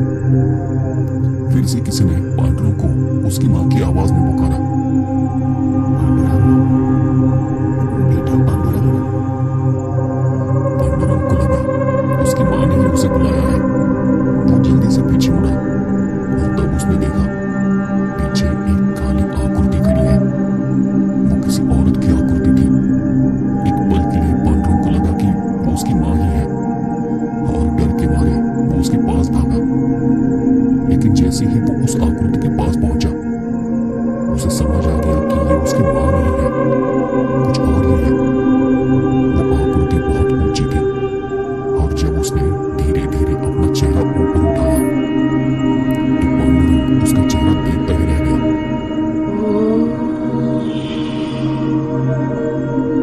उस औरत का चेहरा बहुत ही डरावना था। आंखें पूरी सफेद और उनमें पुतलियां ही नहीं थी। शरीर पर फटी हुई साड़ी पहनी थी और उसके पूरे शरीर पर चांदी के जेवर थे। जैसे ही वो अजीब तरह से हंसी, उसके लाल चमकते दांत देखकर पांडुरंग का डर और भी बढ़ गया। लेकिन डर के मारे वो अपनी जगह पर ही जम गया था और वो कुछ भी कर नहीं पाया। तभी अचानक उस औरत के पीछे से बैल के गले में बंधी घंटी की आवाज आई और फिर एक बैल उसके पीछे से निकलकर सामने आया और वो भी पांडुरंग की तरफ देखने लगा। उस औरत ने अपना एक हाथ ऊपर उठाया और वो हाथ पांडुरंग के सिर पर रख दिया। उसके हाथ का स्पर्श होते ही पांडुरंग को बहुत अजीब सा लगा। उस हाथ में कोहनी तक चूड़ियां थी जो जोर जोर से खनकने लगी। पांडुरंग बस किसी पुतले की तरह उसे देख रहा था और फिर वो पांडुरंग के इर्द गिर्द गोल गोल घूमने लगी। उसकी दौड़ने की आवाज उस अंधेरे में गूंज रही थी और वहां गजानन दौड़ता हुआ घर की तरफ जा रहा था। पांडुरंग को कुछ समझ ही नहीं आ रहा था कि उसके साथ क्या हो रहा है और अचानक उसकी आंखें पलट गई और वो जमीन पर धड़ाम से गिर पड़ा। उधर गजानन को होश आया तो उसने झट से अपने बाएं हाथ की तरफ देखा। बाएं देखा और पीछे भी, लेकिन पांडुरंग वहां नहीं था। उसने कंधे का अनाज वहीं फेंका और दौड़ते हुए पीछे पांडुरंग को ढूंढने निकला। वो तल से आगे चला गया था, लेकिन अब दोबारा वो तल तक गया और वहां पांडुरंग को ढूंढने लगा। तभी पीपल के पेड़ के ठीक नीचे उसे पांडुरंग लेटा हुआ दिखाई दिया। वो उसके पास गया और उसे उठाने की कोशिश करने लगा, लेकिन पांडुरंग उठ ही नहीं रहा था। उसकी सांसें चल रही थी और उसे लगा कि वो ठीक है। काफी देर तक उसे जगाने की कोशिश करने के बाद पांडुरंग थोड़ा होश में आ गया और बेहोशी जैसी हालत में वो दादा दादा कहने लगा। गजानन ने उसे कंधे पर उठा लिया और वहां से लगभग दौड़ते हुए घर की ओर भागा। गजानन ने किसी तरह अनाज का बोरा भी उठाया और जैसे तैसे भागता हुआ घर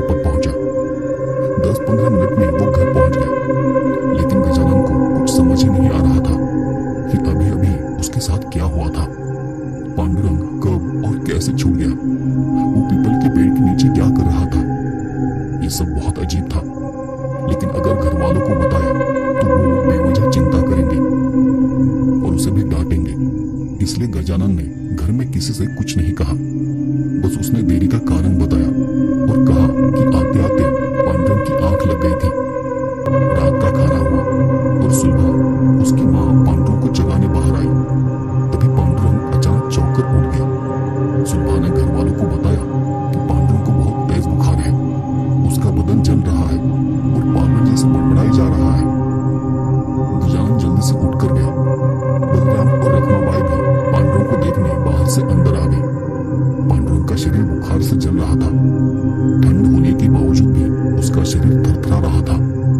उसके ऊपर 3-4 चादरें डालने के बावजूद भी उसकी ठंडी नहीं जा रही थी और अब वो पागलों की तरह अजीब अजीब बातें करने लगा था। अचानक उसने ऐसी ही कोई बात बोल दी जिससे रखमाबाई के पैरों तले की जमीन खिसक गई। पांडुरंग ने तब अचानक कहा था, मला वाघीचं मटण खायचं आहे। और ये बात बहुत ही अजीब थी। पांडुरंग बस 6-7 साल का बच्चा था, उसको पागते का मटन क्यों खाना था? इस बात ने रखमाबाई को हैरान कर दिया। उसके मन में एक शक सा पैदा हो गया। उसने गजानन की तरफ देखा और पूछा, गजानन बेटा, सच सच बता क्या हुआ है? रास्ते में कुछ हुआ था क्या? गजानन ने सिर झुका लिया और वो बोलने लगा, थोड़ी देर हो गई थी माँ, मेरे हाथ में लालटेन था तो पांडुरंग को मैंने अपने साथ साथ चलने के लिए कहा था, पर कल की जगह आते ही मुझे कुछ अजीब सा महसूस हुआ और मैं तेज चलने लगा। मैं बहुत डर गया था माँ, पता ही नहीं चला कि कब मैं आगे निकल गया। फिर उस जगह को पार करने के बाद मुझे एहसास हुआ कि पांडुरंग मेरे साथ नहीं है। और ये कहते कहते उसने रोते हुए माँ को पूरा वाकया बताया जो उसके और पांडुरंग के साथ हुआ था। रखमाबाई ने माथे पर हाथ मार लिया। अब गजानन एकदम खामोश खड़ा था। सुबह रो रो कर बेहाल हो चुकी थी। रखमाबाई जल्दी से उठी और सीधे पूजा घर की तरफ गई। वहां से एक पुड़िया लाई और पांडुरंग के पास आकर बैठ गई। पुड़िया में जो अंगारा था वो उसने पांडुरंग के माथे पर लगाया। थोड़ी ही देर में पांडुरंग की कपकपी कुछ कम हुई और करीब 5 मिनट में बुखार भी थोड़ा थोड़ा उतरने लगा। अब रखमा ने सुलभा और गजानन की तरफ देखा और फिर वो बोली, पांडुरंग पर किसी का साया आ गया है और मुझे पता है कि अब क्या करना है। कल शनिवार है, बस आज की रात किसी तरह गुजर जाए। रखमाबाई की बात सुनकर सुलभा और बलराम की जान में जान आ गई। गजानन को किसी ने नहीं डांटा क्योंकि वो भी एक बच्चा ही था। सुबह होते ही सब जल्दी उठ गए। सुलभा ने कहा तो गजानन डॉक्टर को ले आया। डॉक्टर ने पांडुरंग को एक इंजेक्शन दिया। घंटे भर तक बुखार कम रहा लेकिन फिर से तेज हो गया। अब पांडुरंग फिर से रात की तरह बड़बड़ाने लगा था और हर बार एक ही बात कहता था, मला वाघीचं मटण खायचं आहे। मला वाघीचं मटण खायचं आहे। घर में किसी को समझ नहीं आ रहा था कि ये क्या हो रहा है, पर रखमाबाई सब समझ चुके थे। अब वो शाम होने का इंतजार करने लगी। उसने गांव के मटन वाले को पहले ही संदेशा भेज दिया था कि उसे शाम को पागते का मटन चाहिए। फिर शाम के 6 बजे वो घर से बाहर निकली और गांव के मटन वाले से पागते के मटन के कुछ टुकड़े लेकर आ गई। घर पहुंचते ही उसने चूल्हा जलाया, उस पर बर्तन रखा और उसमें वो मटन पकाने लगी। उसके ऊपर से मसाला नमक डाला और जब मटन पक गया तो उसने बाजरे की एक रोटी बनाई, उस पर मटन के टुकड़े रखे। साथ में उसने एक तंबाकू की पुड़िया और चूने की डिब्बी भी रख दी। सारा सामान एक पोटली में बांधकर वो गजानन के पास आई और उसके सिर पर हाथ रखते उसने कहा, गजानन, पांडुरंग पर उस पुतलाबाई का साया है, इसका उतारा करना ही पड़ेगा। ये उतारा लेकर तुझे बाड़ी के पार जाकर उस तालाब के पास जाकर देखना है और याद रखना, जाते वक्त किसी से बात मत करना, पीछे मुड़कर मत देखना, पीछे मुड़ना ही नहीं है। याद रखना, उतारा फेंकने के बाद भी सीधे पीछे मुड़कर नहीं आना है, सीधे चलते रहना।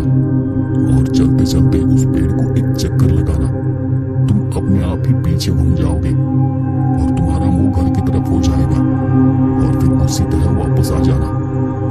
वापसी पर जब तक हाथ पाँव ना धो लो घर के अंदर मत आना। गजानन भले ही छोटा था लेकिन समझदार था। उसे पता था कि उसके पिताजी ये काम नहीं कर सकते। उसने अपने बड़े भाई की तरफ देखकर नंदी बैल की तरह सिर हिलाकर हामी भरी। उसने पोटली ली और फौरन घर से निकल गया। सीधे चलता हुआ वो उस नाले तक जा पहुंचा। नाला पार करके जैसे ही वो दूसरी तरफ गया उसे दूर से वो तालाब और उसके पीछे का वो पीपल का पेड़ दिखाई दिया। जैसे ही उसने पीपल के पेड़ की तरफ देखा एक अजीब सी सिहरन उसके शरीर में दौड़ गई। उसे वो सब याद आने लगा। पुतला बाई की उस पीपल के पेड़ से लटकती हुई लाश, ऊपर देखने की उसकी हिम्मत ही नहीं हो रही थी। तभी एक तेज हवा चली और पेड़ की पत्तियां जोर जोर से सरसराने लगी। उस एहसास से वो कुछ दूर ही रुक गया और उसी पल उसे पीपल के पेड़ से किसी तरह की आवाज सुनाई देने लगी। वो आवाज बहुत डरावनी और अजीब सी थी। उसमें एक तरह की निगेटिव एनर्जी और खिंचाव साफ साफ महसूस हो रहा था। गजानन ने उतारी की पोटली उस पीपल की तरफ फेंक दी और अपनी गर्दन पीछे घुमाने ही वाला था कि वो एकदम से रुक गया। उसे अपनी आंख के कोने से कुछ हिलता हुआ नजर आया। वो बिना हिले वहीं पर खड़ा हो गया। उसका शरीर कांपने लगा। पूरे शरीर से पसीना बहने लगा था और उसे याद आया कि दादी ने कहा था कि पीछे मुड़ना नहीं है। जैसे गए हो उसी तरह सीधे जाकर पीपल को एक चक्कर लगाना है। उसने झट से सामने देखा और वो परछाई जैसे उसके आंखों के कोने से ओझल हो गई। वो डरता घबराता हुआ एक एक कदम आगे बढ़ाने लगा और धीरे कदमों के साथ पेड़ के करीब चला गया। जैसे ही पेड़ के पास गया और चक्कर लगाने कुछ कदम आगे बढ़ा उसे पीछे से किसी के कदमों की आहट सुनाई दी। लगा जैसे शरीर में कोई बिजली कौन गई हो। वो मन ही मन में भगवान का नाम लेने लगा और फिर आगे आगे चलने लगा। पर जैसे जैसे वो कदम आगे बढ़ाता उसे अपने पीछे से पायल की वो आवाज सुनाई देती थी और फिर वो एक कदम आगे बढ़ाने ही वाला था कि उसे अपनी पीठ पर एक अजीब सा स्पर्श महसूस हुआ। उसकी हड्डियां तक कांप गई और फिर बिना किसी बात की परवाह किए तेज कदम उठाते हुए उसने एक चक्कर पूरा किया। पीछे से आती आवाज भी तेज हो गई थी और जैसे ही उसने पेड़ का चक्कर पूरा किया वो चिल्लाता हुआ बिना रुके सीधा अपने घर की ओर भागा। भागता हुआ वो सीधे घर के बाहर की आंगन में रुका। उसने जल्दी जल्दी अपने हाथ पांव धोए और मुंह पर पानी मारा और फिर वो कूदकर ही घर के अंदर चला गया। और क्या अचंभा, सिर्फ 1 घंटे में पांडुरंग का बुखार पूरी तरह उतर गया। पांडुरंग घंटे भर में बिल्कुल नॉर्मल हो गया था और पहले जैसे बात भी करने लगा था। खेलते हुए उस पांडुरंग को देखकर सुबह गजानन और रखमाबाई की आंखों में आंसू आ गए थे। डरा सहमासा पांडुरंग तब अपने पिताजी बलराम की गोद में पड़ा हुआ था और उन सबको देखकर हंस रहा था। ये थी आज की पहली कहानी। आइए अब दूसरी कहानी शुरू करते हैं। मेरा नाम मनोज है। आज जो कहानी मैं आपको सुनाने जा रहा हूँ वो मेरी जिंदगी की एक असली घटना है। जितना मुझे याद है किस्सा तब का है जब मैं 8वीं क्लास में था। दिवाली की छुट्टियां लगने वाली थी और मैं छुट्टियां बिताने कहाँ जाऊँ इस बात का प्लान कर रहा था। पिताजी गांव नहीं आने वाले थे तो मैंने माँ के गांव जाने का फैसला किया। फिर जैसे ही छुट्टियां शुरू हुई मैं उसी दिन अपनी माँ के गांव चला गया। माँ के गांव जाते ही हमारी मस्ती और शरारतें शुरू हो जाती थी। माँ के दोनों बेटे लगभग मेरी ही उम्र के थे। एक का नाम दिनेश और दूसरे का नाम मंगेश था।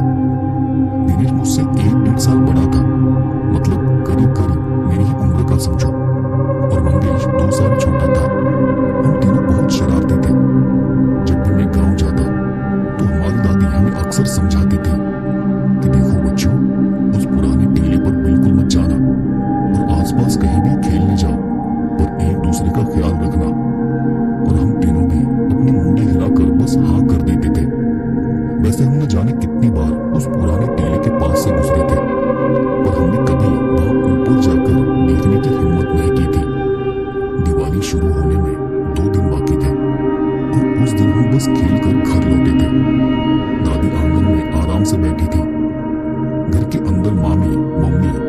मौसी सभी मिलकर दिवाली की मिठाइयाँ बना रही थी। मामा तब कहीं बाहर गए हुए थे और दादाजी शाम की न्यूज देख रहे थे। ऐसे ही बैठे बैठे दादी ने फिर वही बात दोहराई, दिन भर खेल लो लेकिन उस पुराने टीले की तरफ मत जाया करो। इस बार पहली बार मैंने दादी से पूछा, दादी आप हर बार हमें यही बात कहती हो, पर एक बार तो बताओ आप अक्सर वहां जाने से मना क्यों करती हो? दादी का चेहरा थोड़ा गंभीर हो गया और फिर वो बोली, बेटा ये बच्चों को बताने की बात नहीं है, लेकिन फिर भी बताती हूँ। वहां एक टूटा पत्थरों का घर है और वो जगह ठीक नहीं है। हमने यानी मैं, दिनेश और मंगेश, हमने जिद पकड़ ली कि हमें पूरी बात बताओ। हमें वो कहानी सुननी है कि वहां क्या हुआ था। वैसे भी तब अंधेरा हो रहा था और कहानी सुनने के लिए काफी वक्त था।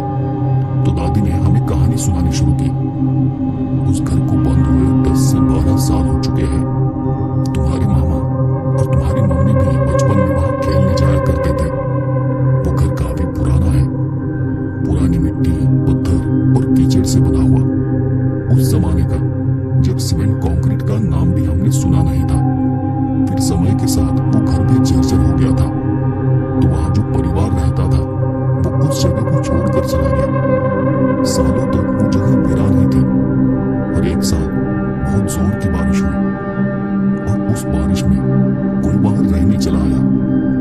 पता नहीं वो कहां से आई थी, पर बारिश से बचने के लिए उसने उस जगह का सहारा लिया और फिर वो वहीं पर बस गई। वो थोड़ी पागल औरत थी, थोड़ी सी दिमागी तौर पर कमजोर। उम्र रही होगी कोई 55-60 के करीब। उसका नाम भागाबाई था, क्योंकि वो हमेशा किसी चीज से डरती थी। डर कर यहाँ वहां भागती रहती थी और इसलिए लोग उसे भागाबाई कहकर बुलाते थे। उसका असली नाम किसी को पता नहीं था, न उसने कभी किसी को बताया था। चेहरा झुर्रियों से भरा, बाल सफेद और बिखरे हुए, कपड़े फटे हुए और शरीर दुबला पतला सा। छोटे बच्चे उसे देखकर डरते थे और औरतें अपने बच्चों को भागाबाई आ जाएगी ऐसा बोल के डराते थे। भागाबाई दिन भर पूरे गांव में घूमती रहती थी, भीख मांगती और डरती हुई भागती दिखाई देती थी। लेकिन हमेशा अंधेरा होने से पहले वो टीले वाले उस टूटे घर में लौट जाती थी। लेकिन गांव में कुछ लड़के ऐसे शरारती थे कि वो जानबूझकर उसे परेशान करते थे, उसे डराते थे। रात में उसके उस टूटे घर के पास जाकर घर के दरवाजे पर पत्थर मारते थे। भागाबाई को बहुत गुस्सा आता था। दिन में तो बाहर निकलकर गालियां देती थी, लेकिन रात में डर के मारे वो घर के अंधेरे कोने में छुपकर बैठ जाती थी। तब मैंने बीच में ही कहा, अब कहाँ है भागाबाई? तब दादी ने कहा, बताती हूँ।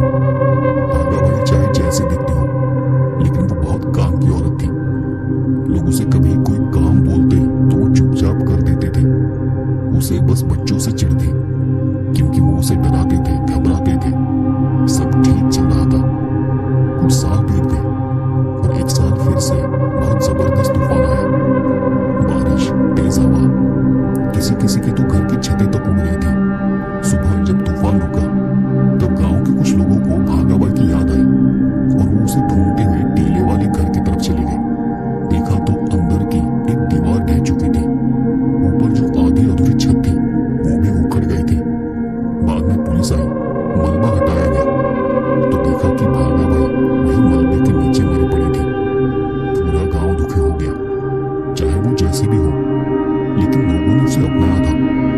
कहते हैं कि उस दिन उसका जिस्म तो चला गया, लेकिन उसकी रूह, उसकी आत्मा अभी भी उसी जगह पर है। दादी ने ये बताया और कुछ देर के लिए दादी खुद शांत हो गई। फिर दादी ने धीमी सांस लेकर आगे कहा, गांव के बहुत लोगों ने कहा है कि उन्होंने उसे पूर्णिमा की रात उस टीले पर घर के आसपास भटकते देखा है। कुछ बच्चों पर भागाबाई का साया भी हुआ है, इसलिए अब लोग वहां जाने से डरते हैं। दादी की कहानी सुनने में तो मजा आ रहा था। मैंने वो कहानी पूरे ध्यान से सुनी। फिर हम खाना खाने चले गए।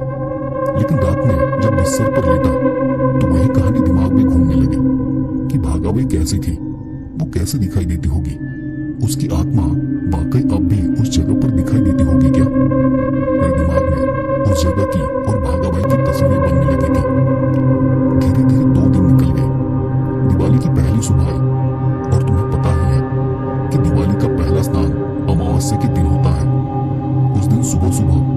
तूने स्नान कर नए कपड़े पहने, पटाखे जलाए, मिठाइयां खाई और दोपहर में मैं, दिनेश और मंगेश रोज की तरह बाहर खेलने निकल गए। वही गांव के बाहर एक जगह हम खेल रहे थे और तब फिर से टीले का जिक्र आ गया। मैंने दिनेश और मंगेश से पूछा, क्या तुम्हें लगता है कि दादी ने जो कहानी सुनाई वो सच है? तब दिनेश बोल पड़ा, दादी तो हमेशा हमें डराती रहती है, ये मत करो, वो मत करो, यहाँ मत जाओ, वहां मत जाओ। ये बुजुर्ग लोग ऐसी ही कहानियां सुनाते रहते हैं। मैं तो इतनी बार टीले के पास खेलने गया हूँ, आज तक मुझे कुछ भी नहीं हुआ। मंगेश भी तब बोला, मुझे भी कुछ सच नहीं लगता यार, ये सब झूठ लगता है। जब दोनों ने ऐसा कहा तो मैंने उनसे कहा, तो चलो फिर खुद ही जाकर देख लेते हैं।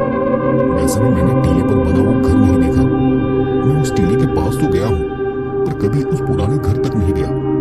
जैसे ही मैंने ये कहा दोनों थोड़ा डर गए और फिर बोलने लगे, अरे बाबा, सच हो या झूठ, लेकिन खतरा क्यों लेना?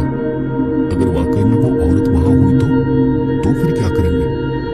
मैंने उन्हें समझाया, हम अंदर थोड़ी ना जाने वाले हैं, मुझे बस दूर से देखना है। अगर कुछ भी अजीब सा लगा तो हम भागकर वापस आ जाएंगे। काफी सोच विचार और बात करने के बाद दोनों तैयार हो गए और हम लोगों ने प्लान बना लिया कि दोपहर होते ही हम चुपचाप उस पुराने टीले के पास चले जाएंगे। लेकिन फिर खेल खेल में हम उस बात को भूल ही गए। शाम होते होते हमें याद आया कि हमें टीले की ओर जाना था। हम दोपहर का खाना खाकर वही घर के बाहर बैठे थे। फिर हम तीनों आजी के पास गए और उन्हें झूठ बोल दिया कि हम एक दोस्त के घर जा रहे हैं। आजी ने फिर वही बात कही, ठीक है, लेकिन गांव के बाहर कहीं दूर मत चले जाना। हमने हामी भरी और धीरे धीरे उस सुनसान मैदान की तरफ निकल पड़े। अब चूंकि मुझे पता ही नहीं था कि टीले पर घर कहाँ है, तो दिनेश आगे चल रहा था। कुछ दूर चलने के बाद एक बड़ा सा मैदान आ गया। वो मैदान बिल्कुल खाली था, ज्यादा पेड़ पौधे नहीं थे। वो जगह गांव से थोड़ी ऊपर की तरफ थी। हम जैसे जैसे ऊपर की तरफ जाने लगे, ऊपर मैदानी जगह में हमें कोई चीज दिखाई देने लगी और उसकी बनावट से लग रहा था कि यही वो टूटा पुराना घर होगा। हम जैसे जैसे उस घर के और पास गए, वैसे ही हमें वो साफ दिखाई देने लगा। वो एक घर ही था। घर की ज्यादातर दीवारें गिर चुकी थी, बस एक दो कमरे थोड़ी ठीक ठाक हालत में थे, बाकी सब कुछ जर्जर था।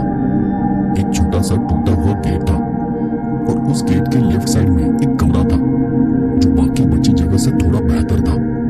बाहर से उसमें दरवाजा था जो कि बंद था। जैसे ही हम उस पुराने घर के पास पहुंचे तो दिनेश बोला, यही वो कमरा है जहां वो भागा वही रहा करती थी और इसी कमरे के अंदर वाली दीवार गिरने से उसकी मौत हो गई थी। आजी ने जैसे कहानी सुनाई थी वो घर बिल्कुल वैसे ही लग रहा था। माहौल बहुत डरावना था। आसपास ज्यादा कोई आता नहीं था, तो बहुत सी जगह पर घास उगाई थी और पेड़ पौधे भी काफी ज्यादा बढ़ चुके थे। घर के अंदर का कुछ भी ठीक से दिखाई नहीं दे रहा था। टूटे दरवाजे, खिड़कियां और गिरी दीवारें, सब कुछ बहुत डरावना लग रहा था। हम घर को बस बाहर से देख रहे थे। बच्चे थे तो इतना पता भी नहीं था कि अमावस्या के दिन ऐसी जगहों के पास भी नहीं जाते। और उस दिन अमावस्या शाम 6 बजे शुरू हो चुकी थी। तभी कहीं से दूर से कुत्तों के रोने की आवाज आने लगी और उस सन्नाटे में वो आवाज और भी भयानक लग रही थी। हम आसपास घूम ही रहे थे कि तभी मंगेश ने बोला, चलो अब वापस चलते हैं। तभी दिनेश को थोड़ी शरारत सूझी।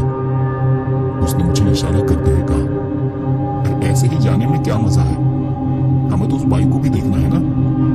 तो फिर मैंने भी उसकी हाँ में हाँ मिलाई और थोड़ा हंसते हुए कहा, पर कैसे देख पाएंगे, उसके लिए तो हमें घर के अंदर जाना पड़ेगा। दिनेश ने सामने घर के दरवाजे की तरफ थोड़ा झुकते हुए कहा, अरे नहीं रे, अंदर जाने की जरूरत ही नहीं है। तूने आजी की बात ध्यान से नहीं सुनी क्या? जब बच्चे उस कमरे के दरवाजे पर पत्थर फेंकते हैं तो भागा भी गुस्से में बाहर आ जाती थी। चल पत्थर फेंक कर देखते हैं, अगर सच में वो अब भी यही है तो वो जरूर बाहर आएगी। और मैं कुछ समझता उससे पहले दिनेश ने एक पत्थर उठाया और उस दरवाजे पर फेंक कर मारा। मैं एक पल के लिए शॉक हो गया क्योंकि मुझे लगा था कि दिनेश बस मंगेश को डराना चाहता है और इसलिए इसलिए ऐसा बोल रहा है। पर कुछ देर तक कुछ भी नहीं हुआ। ऐसे में हमारी थोड़ी हिम्मत बढ़ गई। दिनेश ने 2-3 बार पत्थर फेंक कर मारे और फिर मैंने और मंगेश ने भी एक एक पत्थर उठाकर उस दरवाजे पर फेंकना शुरू किया। वैसे हम दरवाजे से काफी दूर थे और मन में यही चल रहा था कि थोड़ी भी हलचल हुई तो हम सीधे वहां से भाग जाएंगे। 5-10 मिनट तक हम तीनों मजाक करते हुए उस दरवाजे पर पत्थर मारते रहे। इतनी देर तक कुछ भी हलचल न होने के कारण अब दिनेश चिढ़ाने लगा था। ये भागा भाई, आना, आ बाहर, डर गई क्या? और हम ऐसा बोलते हुए जोर जोर से हंस रहे थे। थोड़ा अंधेरा होने लगा था और हम वापस मुड़ने ही वाले थे कि अचानक पीछे से कर की आवाज सुनाई दी, जैसे वो दरवाजा अपने आप खुल गया हो। मेरे पूरे शरीर में सिहरन दौड़ गई। मैंने पीछे मुड़कर देखा और मुझे अपनी आंखों पर यकीन नहीं हुआ। भागाबाई के कमरे का दरवाजा एक तरफ से खुला हुआ था। मतलब दरवाजे के 2 पल्ले थे, उनमें से एक खुल चुका था और दरवाजे के अंदर की तरफ कोई खड़ा था। दिनेश और मंगेश ने भी वो देखा तो उनकी भी बोलती बंद हो गई। मैंने सोचा शायद अंदर से कुंडी टूट गई होगी। मैंने उन्हें इशारे से चुप रहने को कहा और खुद कान लगा के सुनने की कोशिश करने लगा कि अंदर बाहर क्या है, मगर अंदर से कोई हलचल नहीं हुई। अब जो भी हो, हमारी हिम्मत जवाब दे गई थी। हो न हो तीनों भी डर गए थे। दिनेश के हाथ में जो एक पत्थर था वो भी अपने आप नीचे गिर गया। हम जाने के लिए पीछे मुड़े ही थे कि एक बहुत जोर की आवाज आई।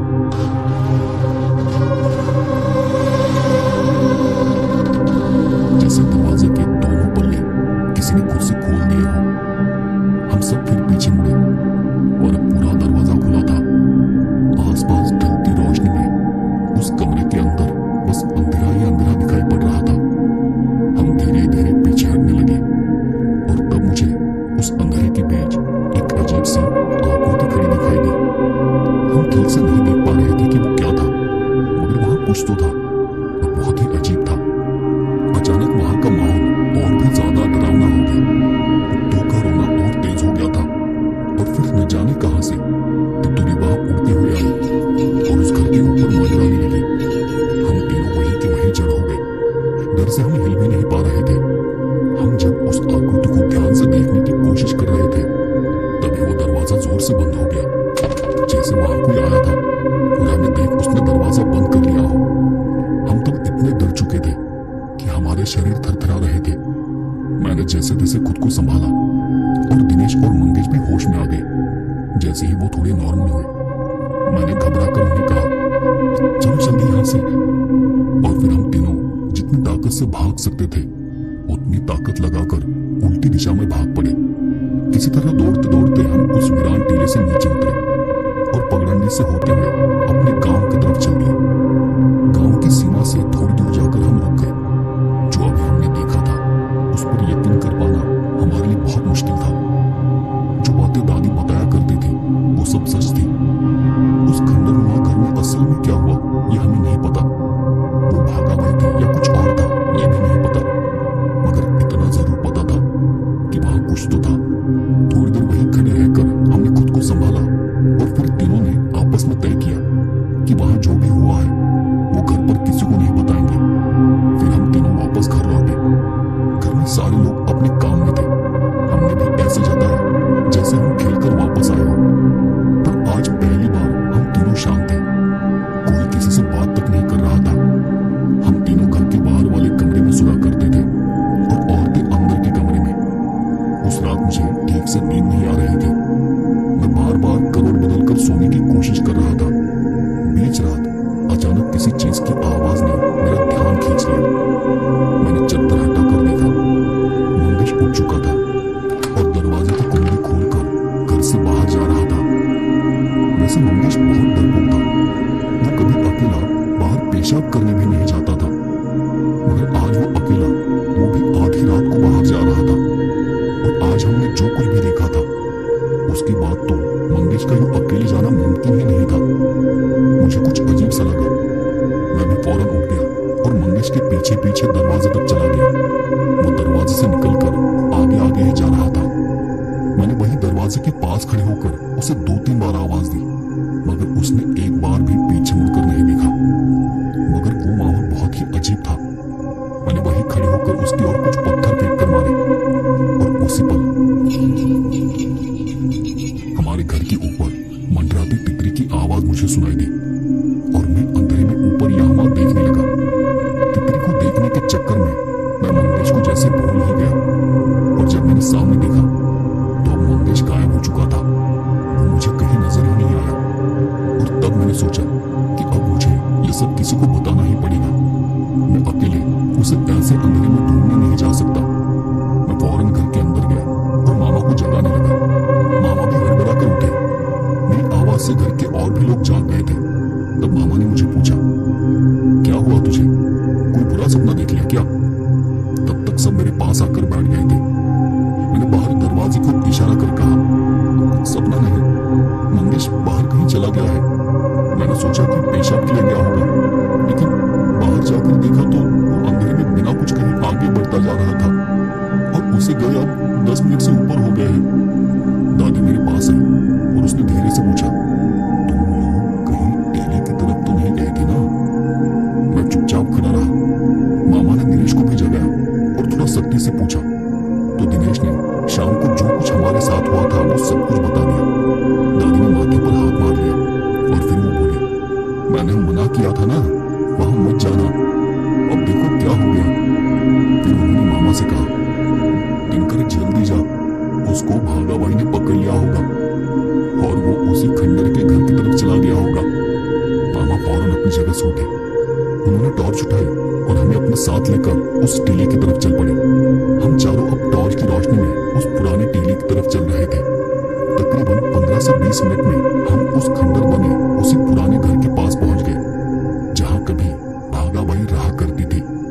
पहली बार हम उस घर के इतने पास आ गए थे और जैसे ही हम घर के आंगन में घुसे ऐसा लगा जैसे वहां कुछ सड़ रहा हो। पूरे आंगन में मक्खियां भिनभिना रही थी। वो अजीब था क्योंकि रात में मक्खियां ज्यादातर दिखाई नहीं देती। मामा वहीं बाहर खड़े होकर जोर जोर से मंगेश को आवाज दे रहे थे मगर मंगेश का कोई जवाब नहीं आ रहा था। अब हम थोड़ा और पास चले गए, ठीक वहां जहां बाईं तरफ भागाबाई का कमरा था। मामा ने थोड़ा धक्का देकर दरवाजा खोला।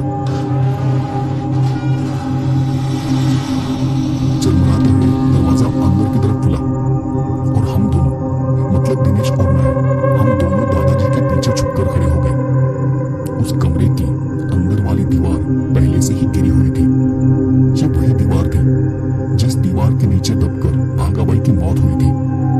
मामा ने टॉर्च का फोकस उधर घुमाया और जो मंजर हमने देखा उसे देख हमारे हाथ पैर थरथराने लगे।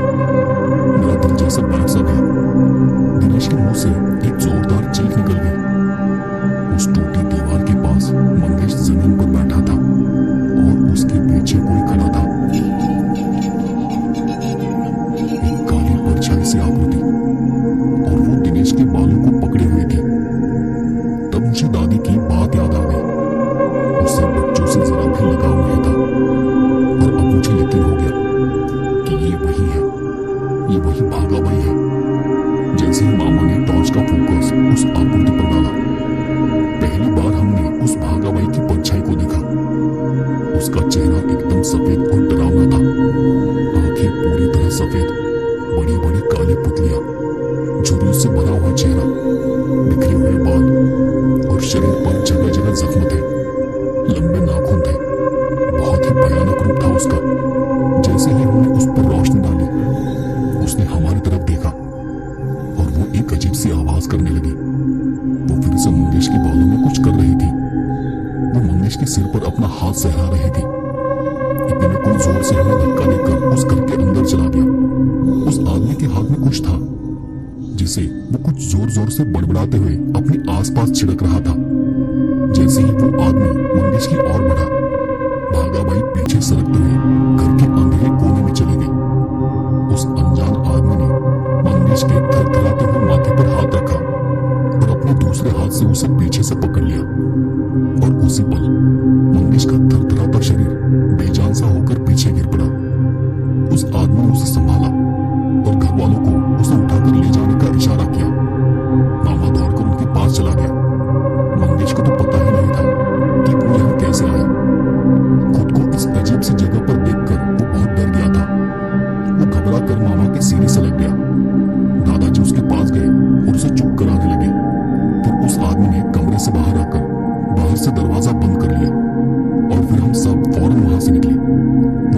आदमी तब हमारे साथ था। तकरीबन 15 मिनट में हम वापस गांव लौट आए। फिर बाद में मुझे पता चला कि वो आदमी उसी गांव का पुजारी था और हमारे जाने के बाद दादी ने ही उसे मंगेश के बारे में बताया था। इसके बाद भी 2 दिन तक मंगेश को तेज बुखार रहा। फिर दादी ने भी अलग अलग इलाज किए तो मंगेश की तबीयत में थोड़ा सुधार आया। अब इस बात को कई साल बीत चुके हैं, मगर आज भी जब वो रात याद आती है वो सब कुछ मेरी नजरों के सामने दिखाई देता है और एक अजीब सी सिहरन पूरे शरीर में दौड़ जाती है। तो दोस्तों, ये ছোট থেকে বলছি, কথা না বাড়িয়ে ঘটনায় চলে যাই। ঘটনাটি এখনো ঘটে চলেছে আমাদের পরিবারের সাথে। আমার বাবা মা আর একটা বোন আছে। বোনের বিয়ে হওয়ার কারণে তেমন সমস্যা হয় না এখন। ঘটনাটি ব্ল্যাক ম্যাজিক কেন্দ্রিক। মেইন টার্গেট আমার আম্মুকে শেষ করার। আজ প্রায় 22 বছর ধরে সেই চেষ্টাই হয়ে চলেছে। আমাকে আর আমার বোনকে কালো জাদু করা হয়েছিল আম্মুর থেকে দূরে সরাতে, কিন্তু তখন কেউ বুঝতে পারিনি সেই ছোট্ট থেকে আমাদের উপরে জাদু করা হয়েছে। রাসেল ভাই, রাখে আল্লাহ মারেকে, সবকিছু জানতে পারলাম আমি বড় হওয়ার পর। আমি মাত্র অনার্সে অধ্যয়ন করছি। মাসখানিক আগে হঠাৎই আমার আম্মুর হাত পায়ের শক্তি কমে যেতে থাকে, মাথা ঘুরতে থাকে, শরীরে যা যন্ত্রণা হতে থাকে, আর হঠাৎই আমার নিজের মাথা যন্ত্রণা করতে থাকে, হঠাৎই মেজাজ হারাতে থাকে, পড়তে মন বসে না ইত্যাদি বিভিন্ন সমস্যা হতে থাকে। কিন্তু আমার আম্মু বিষয়টাকে আমাদের সাথে স্বীকার করে না, কিন্তু আস্তে আস্তে অবস্থার অবনতি হতে থাকে। আমি নিজেও কিছু বুঝে উঠতে পারি না। ডাক্তার দেখানো হয়, অনেক টাকা পয়সা চলে যায়। মধ্যবিত্ত পরিবার আমরা, পরিশ্রম করে খাই আমরা। আমার বাবা অনেক পরিশ্রম করে আমাদের জন্য। আমাদের কোনো শত্রু নেই, বিশ্বাস করেন আমরা কখনো কারো কোনো ক্ষতি করিনি। কিন্তু গাটির ছুরিতে পেট কাটলে কি আর ঠেকানো যায়? আস্তে আস্তে আমার খাওয়ার রুচি কমে যেতে থাকে, পেটে জ্বালা যন্ত্রণা করতে থাকে। কোনো কিছু খাওয়ার সাথে সাথে পেটের ভেতরে সীমাহীন যন্ত্রণা হতে থাকে। পরিশেষে আমার আম্মু বুঝতে পারে আর বসে থাকলে হবে না।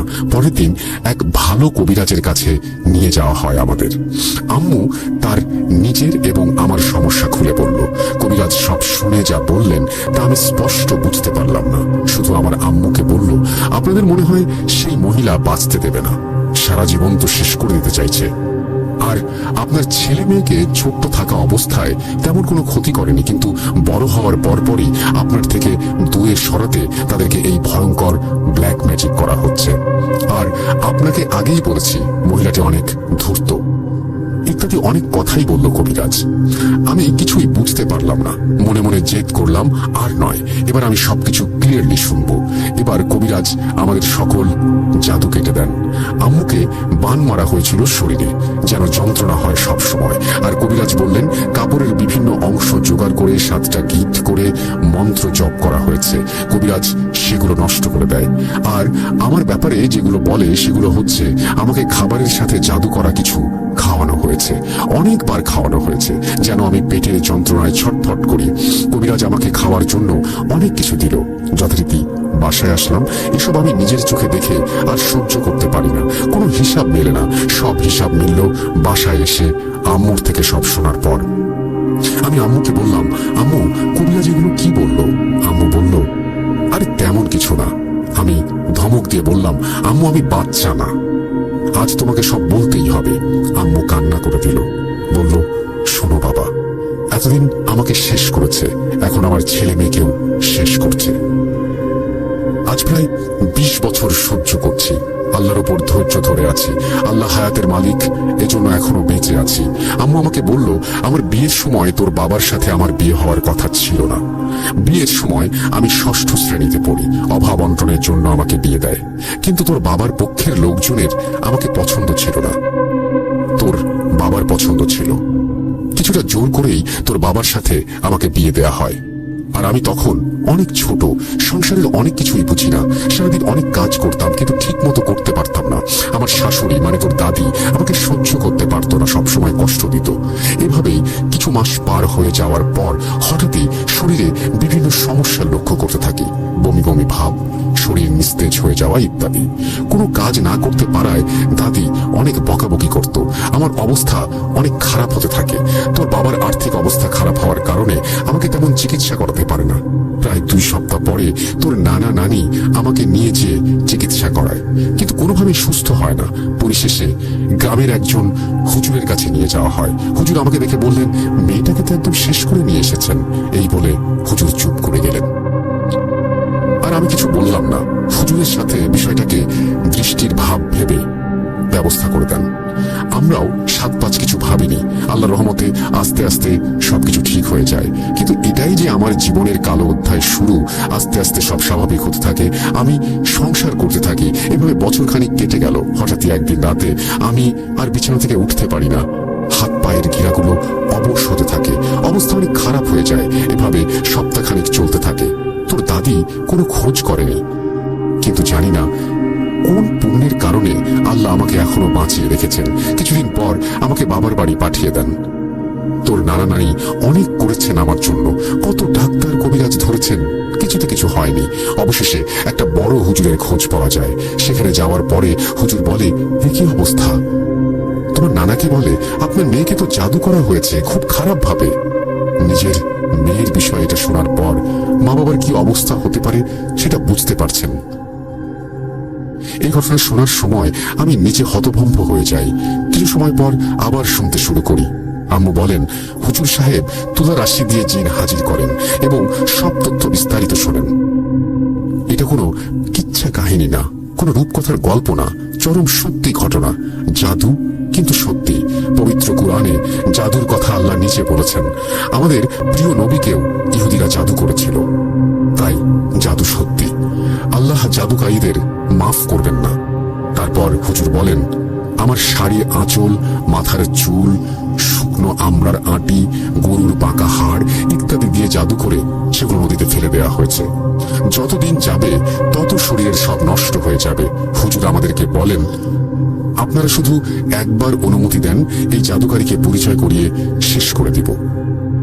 আমরা বললাম, শাস্তি দেওয়ার মালিক আল্লাহ, আমরা কোনো শাস্তি দিলাম না, আল্লাহর উপর ধৈর্য ধরলাম। কোন একদিন হুজুর আমাদেরকে সহ তুলা রাশিকে সাথে নিয়ে সেই নদীর কিনারায় গেলেন। আয়না দর্পণ করে সব দেখলেন এবং তুলা রাশি দিয়ে সব জাদু উঠালেন। প্রায় ঘন্টা খানিক খোঁজার পরে সেগুলো পাওয়া যায়। মানুষ হয়ে বিনা অপরাধে অন্য একটা মানুষকে এত জঘন্যভাবে শেষ করতে পারে। এগুলো দেখার পর সবাই কান্নাকাটি করতে থাকে। হুজুর আমাদের বললেন, চিন্তা নেই, এগুলো সব নষ্ট করে দিচ্ছি, কিন্তু কিছু সমস্যা সবসময় থেকে যাবে। আমরা সবাই হুজুরকে জিজ্ঞাসা করি, হুজুর কে সেই ব্যক্তি যে এমনটা করেছে? এই শুনে হুজুর চুপ হয়ে গেলেন, শুধু বললেন, খুব কাছের একজন ব্যক্তি করেছেন। এই বলে বিভিন্ন তদবির দিয়ে হুজুর বিদায় নেন। কিন্তু ভাগ্যের পরিহাস তো বড়ই কঠিন। আমরা সবাই ভাবতে থাকি, কোন শত্রু তো আমাদের নেই, তাহলে কে করতে পারে? কিন্তু শস্যের ভেতরেই ভূত। আল্লাহ রহমতে আমার আম্মু সুস্থ হতে থাকে দীর্ঘ 1 মাস নানুর বাড়িতে অবস্থান করে। এভাবে আর সব স্বাভাবিক হয়ে যায়। তারপর আমার বাবা আম্মুকে নিয়ে আসার জন্য শ্বশুর বাড়িতে যান এবং নিয়ে আসেন। সবাই খুব খুশি, কিন্তু আমার দাদি মানে আমার আম্মুর শাশুড়ি কিছুটা রাগী ভাব করে থাকে। আমার আম্মু ভাবে হয়তো এখনো মন থেকে মেনে নেয়নি, তাই এমন করছে। এভাবে কোনো পাত্তা দেয়নি। আস্তে আস্তে আবারও সময়ের গতিতে আমার আম্মু সংসার করতে থাকে। এভাবে দীর্ঘদিন চলে যায়। আম্মুর ভাষায় বলছি, খোকা, তোর বড় বোন হওয়ার পরে আমি ভাবলাম আর কোনো সমস্যা হবে না, তোর দাদি মেনে নেবে। কিন্তু কুকুরের লেজকে সোজা হয়। এক রাতে তোর বাবা আর আমি শুয়ে আছি, অনেক রাত তখন, কারেন্ট তেমন একটা থাকতো না সেই সময়। আর সবাই জানেন 2000-এর দিকে গ্রামগঞ্জের কি অবস্থা। তখন হ্যারিকেন ছিল সবার বাড়িতে। বারান্দায় হ্যারিকেনটা জ্বলছিল। হ্যারিকেনের আবছা আলোতে দেখতে পেলাম কালো কুচকুচে কি যেন আমাদের দিকে আসছে। আমি অসাড় হয়ে গেছি। তোর বাবাকে ডাকার শক্তিটুকু নাই। হঠাৎই অবয়বটা আমাকে চেপে ধরে বলে, চলে যায় এখান থেকে, না হলে তোকে তোর ছেলে মেয়েকে শেষ করে দেব। আমি অনেক দোয়া কালাম পড়ার চেষ্টা করি। আস্তে আস্তে অবয়বটি আমাকে ছেড়ে চলে যায়। ঘটনাটি আমি কাউকে বলি না। এভাবে প্রায় প্রতি রাতেই এই ঘটনা ঘটতে থাকে। পরের দিন সবাইকে বললে সবাই উপহাস করে উড়িয়ে দেয়। এভাবে আমি শুকিয়ে যেতে থাকি, আমার মাথার চুল পড়ে যেতে থাকে। সবসময় মনে হয় আমার সাথে কি যেন আছে। আবার বিছানায় পড়ে যাই। তোর বাবা খুব ভালো মানুষ, কিন্তু টাকা টাকা পয়সার অভাবের কারণে তেমন কিছু করতে পারতো না। তোর দাদি কখনো আমার ভালো চায়নি, কিন্তু আচার ব্যবহারে মনে হতো কতই ভালো মানুষ, ফেরেশতা, নামাজ পড়ে, কোরআন পড়ে, এক কথায় ধার্মিক। আমাকে আবার বাবার বাড়ি পাঠিয়ে দেওয়া হয়। আমার অবস্থা আগের মতো হয়ে যায়। ঘটনাটি ছোট করার জন্য অনেক কিছুই বাদ দিলাম। আমাকে আবার হুজুরের কাছে নিয়ে যাওয়া হলো। এবার তিনিও বললেন সেই মহিলা খারাপ জিন দ্বারা আমাকে তাড়ানোর চেষ্টা করেছে, ভয় দেখাচ্ছে। আমরা এবার হুজুরকে চেপে ধরলাম আর বললাম বলতেই হবে কে সেই ব্যক্তি। অনেক জোরাজুরির পর হুজুর বললেন আমাদের বাড়ির বুড়ি মহিলাটা, মানে আমার আম্মুর শাশুড়ি। কথা শোনা মাত্র তোর নানি অজ্ঞান হয়ে যায়। আমরা সবাই ভেঙে পড়ি। যে ব্যক্তি এত ধার্মিক সে এত ভয়ঙ্কর হতে পারে? এরপরও অনেক কাহিনী। খোকা লোক লজ্জার ভয়ে কিছু বলতে পারিনি, আজও সহ্য করছি। এই বলে আম্মু ঘটনাটা শেষ করলো। আমি আবারও হাজার প্রশ্ন করলাম, কিন্তু আম্মু কিছু বলল না, শুধু বলল আরো অনেক ইতিহাস খোকা। আমি আর কিছু বললাম না। ভাবলাম এ কেমন ভাগ্যের পরিহাসে পড়লাম। জানি না কতদিন আমরা বেঁচে থাকবো। ঘটনাটা গুছিয়ে লিখতে না পারার জন্য ক্ষমা সুন্দর দৃষ্টিতে দেখবেন। Thank you very much. আমরা চলে যাব। নিজের সাথে ঘটে যাওয়া একটি ক্ষতি ঘটনা শেয়ার করছি। সালটা ছিল 2004 সাল। সবে মাত্র মেডিকেলে 3য় বর্ষ পদার্পণ করেছে। সঙ্গত কারণে মেডিকেল কলেজের নামটি বলছি না। একবার আমাদের টার্ম ফাইনাল পরীক্ষা, রিটেন পরীক্ষার পর আমাদের মৌখিক এবং প্র্যাকটিক্যাল পরীক্ষা একই দিনে অনুষ্ঠিত হবে। আর তাই অ্যানাটমি পরীক্ষার আগের দিন বিকেলে কলেজ ভবনে গিয়ে একটি ডেড বডির ফাঁস নিয়ে পড়ছিলাম। আমার এখনো স্পষ্ট মনে আছে যে একটি ডেড বডির হিট থেকে পুরো পাটা ডিসেকশন করার ফলে মূলদেহ থেকে বিচ্ছিন্ন হয়ে গিয়েছিল। তাই একটি পা আলাদাভাবে ডেড বডির কাছ থেকে সরিয়ে একটি টেবিলের উপর রাখা হয়। আমি এবং আমার সাথে থাকা আরো 3 সহপাঠী ওই আলাদা পার্ট নিয়ে পড়ছিলাম। হঠাৎ করে ইলেকট্রিসিটি চলে যায়। তখন সন্ধ্যে 7:15 মতন বাজে। তখন আমরা চিন্তা করি তাহলে কিছুক্ষণ একটু ব্রেক নিয়ে আমরা একটু চা নাস্তা খেয়ে আসি, তারপর আমরা একটা ফাইনাল রিভিশন দিয়ে চলে যাব। সেজন্য আমরা নিচে নামি। 10 থেকে 15 মিনিট পরে আমরা আবার উপরে উঠে আসি। এখানে একটি কথা বলে রাখি, সেটা হলো যে যখন ইলেকট্রিসিটি চলে যায় তার মিনিট খানেকের মধ্যে কিন্তু জেনারেটর চালু হয়ে যায়। আমরা কিন্তু তার আগেই সেখান থেকে বের হয়ে আসি। আমাদের সাথে আরো কয়েকজন ছিল, তারা অন্য একটা ডেড বডির ব্যবচ্ছেদ নিয়ে পড়াশোনা করছিল এবং অন্য আরেকটি রুমে। যাই হোক, আমরা যখন নাস্তা খেয়ে ফিরে আসি, এসে দেখি আলাদা করা যে পাটা নিয়ে আমরা পড়ছিলাম, ব্যবচ্ছেদ করা যে পাটা নিয়ে পড়ছিলাম, সেটা আর টেবিলে নাই। তা আমরা কিছুটা আসলে ওই মুহূর্তে একটু অবাক হয়ে যাই যে এখানে আসলে আসার আর কেউ নাই, কারণ আমাদের ব্যাচেরই পরীক্ষা আগামীকাল। সুতরাং আমাদের ব্যাচে যারা আছে তাদেরই পরীক্ষা হবে। তাদের মধ্যে আমরা যারা আছি আমরাই, এর বাইরে আসলে অন্য কেউ এখানে আসবেও না এখন। তখন আমাদের ডোমকে আমরা জিজ্ঞেস করি এবং সে জানায় যে সে অফিস রুমে ছিল এবং সে অফিসেই বসা ছিল, তার জন্য একটা আলাদা রুম ছিল, ওখানে বসা ছিল এবং সে সেখানে আসেনি। আমাদের কথা শুনে সে আমাদের সাথে পরবর্তীতে ব্যবচ্ছেদের অংশটা খুঁজতে থাকেন এবং আমরা খুঁজতে একটা সময় আবিষ্কার করি যে পুরো পা, যেটা কিনা ব্যবচ্ছেদ করার কারণে মূল যে দেহ আছে, মূল দেহ থেকে আলাদা হয়ে গিয়েছিল, সেটি আমরা আবিষ্কার করি সম্পূর্ণভাবে মূল বডির সাথে আটকে আছে। এবং তার চেয়েও আশ্চর্যজনক বিষয় হচ্ছে যে ওই পায়ের মধ্যে ডিসেকশন অথবা ব্যবচ্ছেদের কোনো চিহ্ন নাই। আমরা পাটা সম্পূর্ণ আলাদাভাবে রেখে গেলাম ডেস্কের উপরে, অথচ আমরা জাস্ট উপরে এসে দেখি সেটা মূল বডির সাথে একদম লেগে আছে এবং সেখানে কোনো ডিসেকশন বা ব্যবচ্ছেদের কোনো চিহ্ন নেই। যেটা দেখে আসলে ডোম সহ আমরা যারা ছিলাম, আমরা সবাই খুবই অবাক হয়ে যাই। এবং আমাদের এই রুমে এবং অন্য আরেকটা রুমে, যেখানে বললাম যে আমাদের সহপাঠী যারা ছিল, আমরা প্রায় 10-12 জন ছিলাম, তারা আমরা কিন্তু আর ওখানে বেশিক্ষণ অবস্থান করতে পারিনি এই ব্যাপারটা দেখে। তখন আমরা সবাই বের হয়ে যাই এবং ডোম সেদিনকার মতন সকল দরজা বন্ধ করে দিয়ে বের হয়ে যায়। তো অবাক করার ঘটনাটা আসলে ঘটে ঠিক তার পরের দিন। আমরা সকাল উঠে একটু হয়তো কাজ করছিল, এই সকালে উঠে যখন আমরা কলেজে গেলাম, কলেজে গিয়ে জানতে পারি যে আমরা যে ডেড বডি ডিসেকশন করা পাটা গতকাল দেখলাম যে আগের মতন একদম সম্পূর্ণ লেগে আছে, ওখানে ব্যবচ্ছেদ করার কোনো বিন্দু বা কোনো চিহ্ন পর্যন্ত নেই। অথচ আজকে সেটা সে আগের রূপে, অর্থাৎ পুরো পাটাই ডিসেক্টেড অবস্থা, অর্থাৎ পুরো পাটাই ব্যবচ্ছেদ করা এবং মূল দেহ থেকে তা সম্পূর্ণ বিচ্ছিন্ন চিহ্ন, এবং সেটা আমরা যে টেবিলটাতে পড়ছিলাম সেই টেবিলেই রাখা। আমরা ডোমকে জিজ্ঞেস করেছিলাম যে সে কি এটা কিছু করেছে কিনা বা সে এটা তখন সে বলে না। সে এসে যখন সে খুলে দরজা খোলার পরে সে দেখতে পায় যে এই পাটা আবারও সেই টেবিলের উপর রাখা। তা আসলে আমরা ধরো 12 জন এই 2 দিনের এই 2 রকমের পুরোপুরি অবস্থার সাক্ষীটা আমরা সবাই ছিলাম। এখন চলে যাব পরবর্তী ঘটনা, কারণ হাতের সময় খুবই কম, কিন্তু আরো একটা স্টোরি পড়তে হবে তো বলেছিলাম। চলুন পড়ে আসি। আসসালামু আলাইকুম রাসেল ভাই, আশা করি আল্লাহর রহমতে ভালো আছেন। আল্লাহর অশেষ কৃপায় আমি মোহাম্মদ ইয়াসিন আলী সিরাজগঞ্জ থেকে বলছি। রাসেল ভাই, আশা করি আমার কথা আপনার নিশ্চয়ই মনে আছে। এর আগেও আমি আপনাকে আমার বাবার সাথে ঘটে যাওয়া একটি ঘটনা শেয়ার করেছিলাম। আপনার নিশ্চয়ই এটাও মনে আছে যে সেদিন আমি আপনাকে বলেছিলাম আমার প্রথম ঘটনা সিলেক্ট হলে আমি আমার বন্ধু আকাশের মামার সাথে ঘটে যাওয়া ব্ল্যাক ম্যাজিকের ঘটনা শেয়ার করব।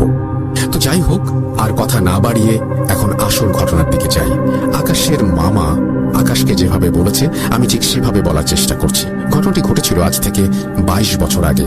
তখন আমার বয়স ছিল 16 বছর। সে সময় আমি ক্লাস 9 থেকে ক্লাস 10-এ উঠি। আমাদের গ্রামে একটি ছোট্ট হাই স্কুল ছিল। সে সময় সেখানে প্রায় 150 জনের মতো ছাত্রছাত্রী পড়াশোনা করতে পারত।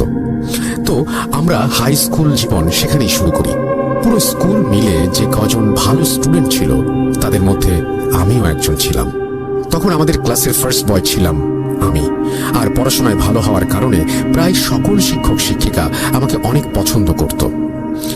একজন স্কুল পড়ুয়া ছাত্র হিসেবে অন্য 8-10টা ছেলের মতো আমারও কিছু বন্ধু ছিল। ওদের মধ্যে আমাদের সবচেয়ে ক্লোজ ফ্রেন্ড ছিল আনন্দ। ব্যক্তিগত কারণে আমি আনন্দ ছদ্মনাম ব্যবহার করলাম। আনন্দের সাথে আমার বন্ধুত্ব হয়েছিল ক্লাস 6-এ ওঠার পর। স্কুলে আমরা দুজন সবসময় একই বেঞ্চে বসতাম। আমরা দুজন এতটাই ক্লোজ ছিলাম যে স্কুলে দুষ্টুমি করে ও মার খেলে আমি অযথা দোষ ঘাড়ে নিয়ে মার খেতাম।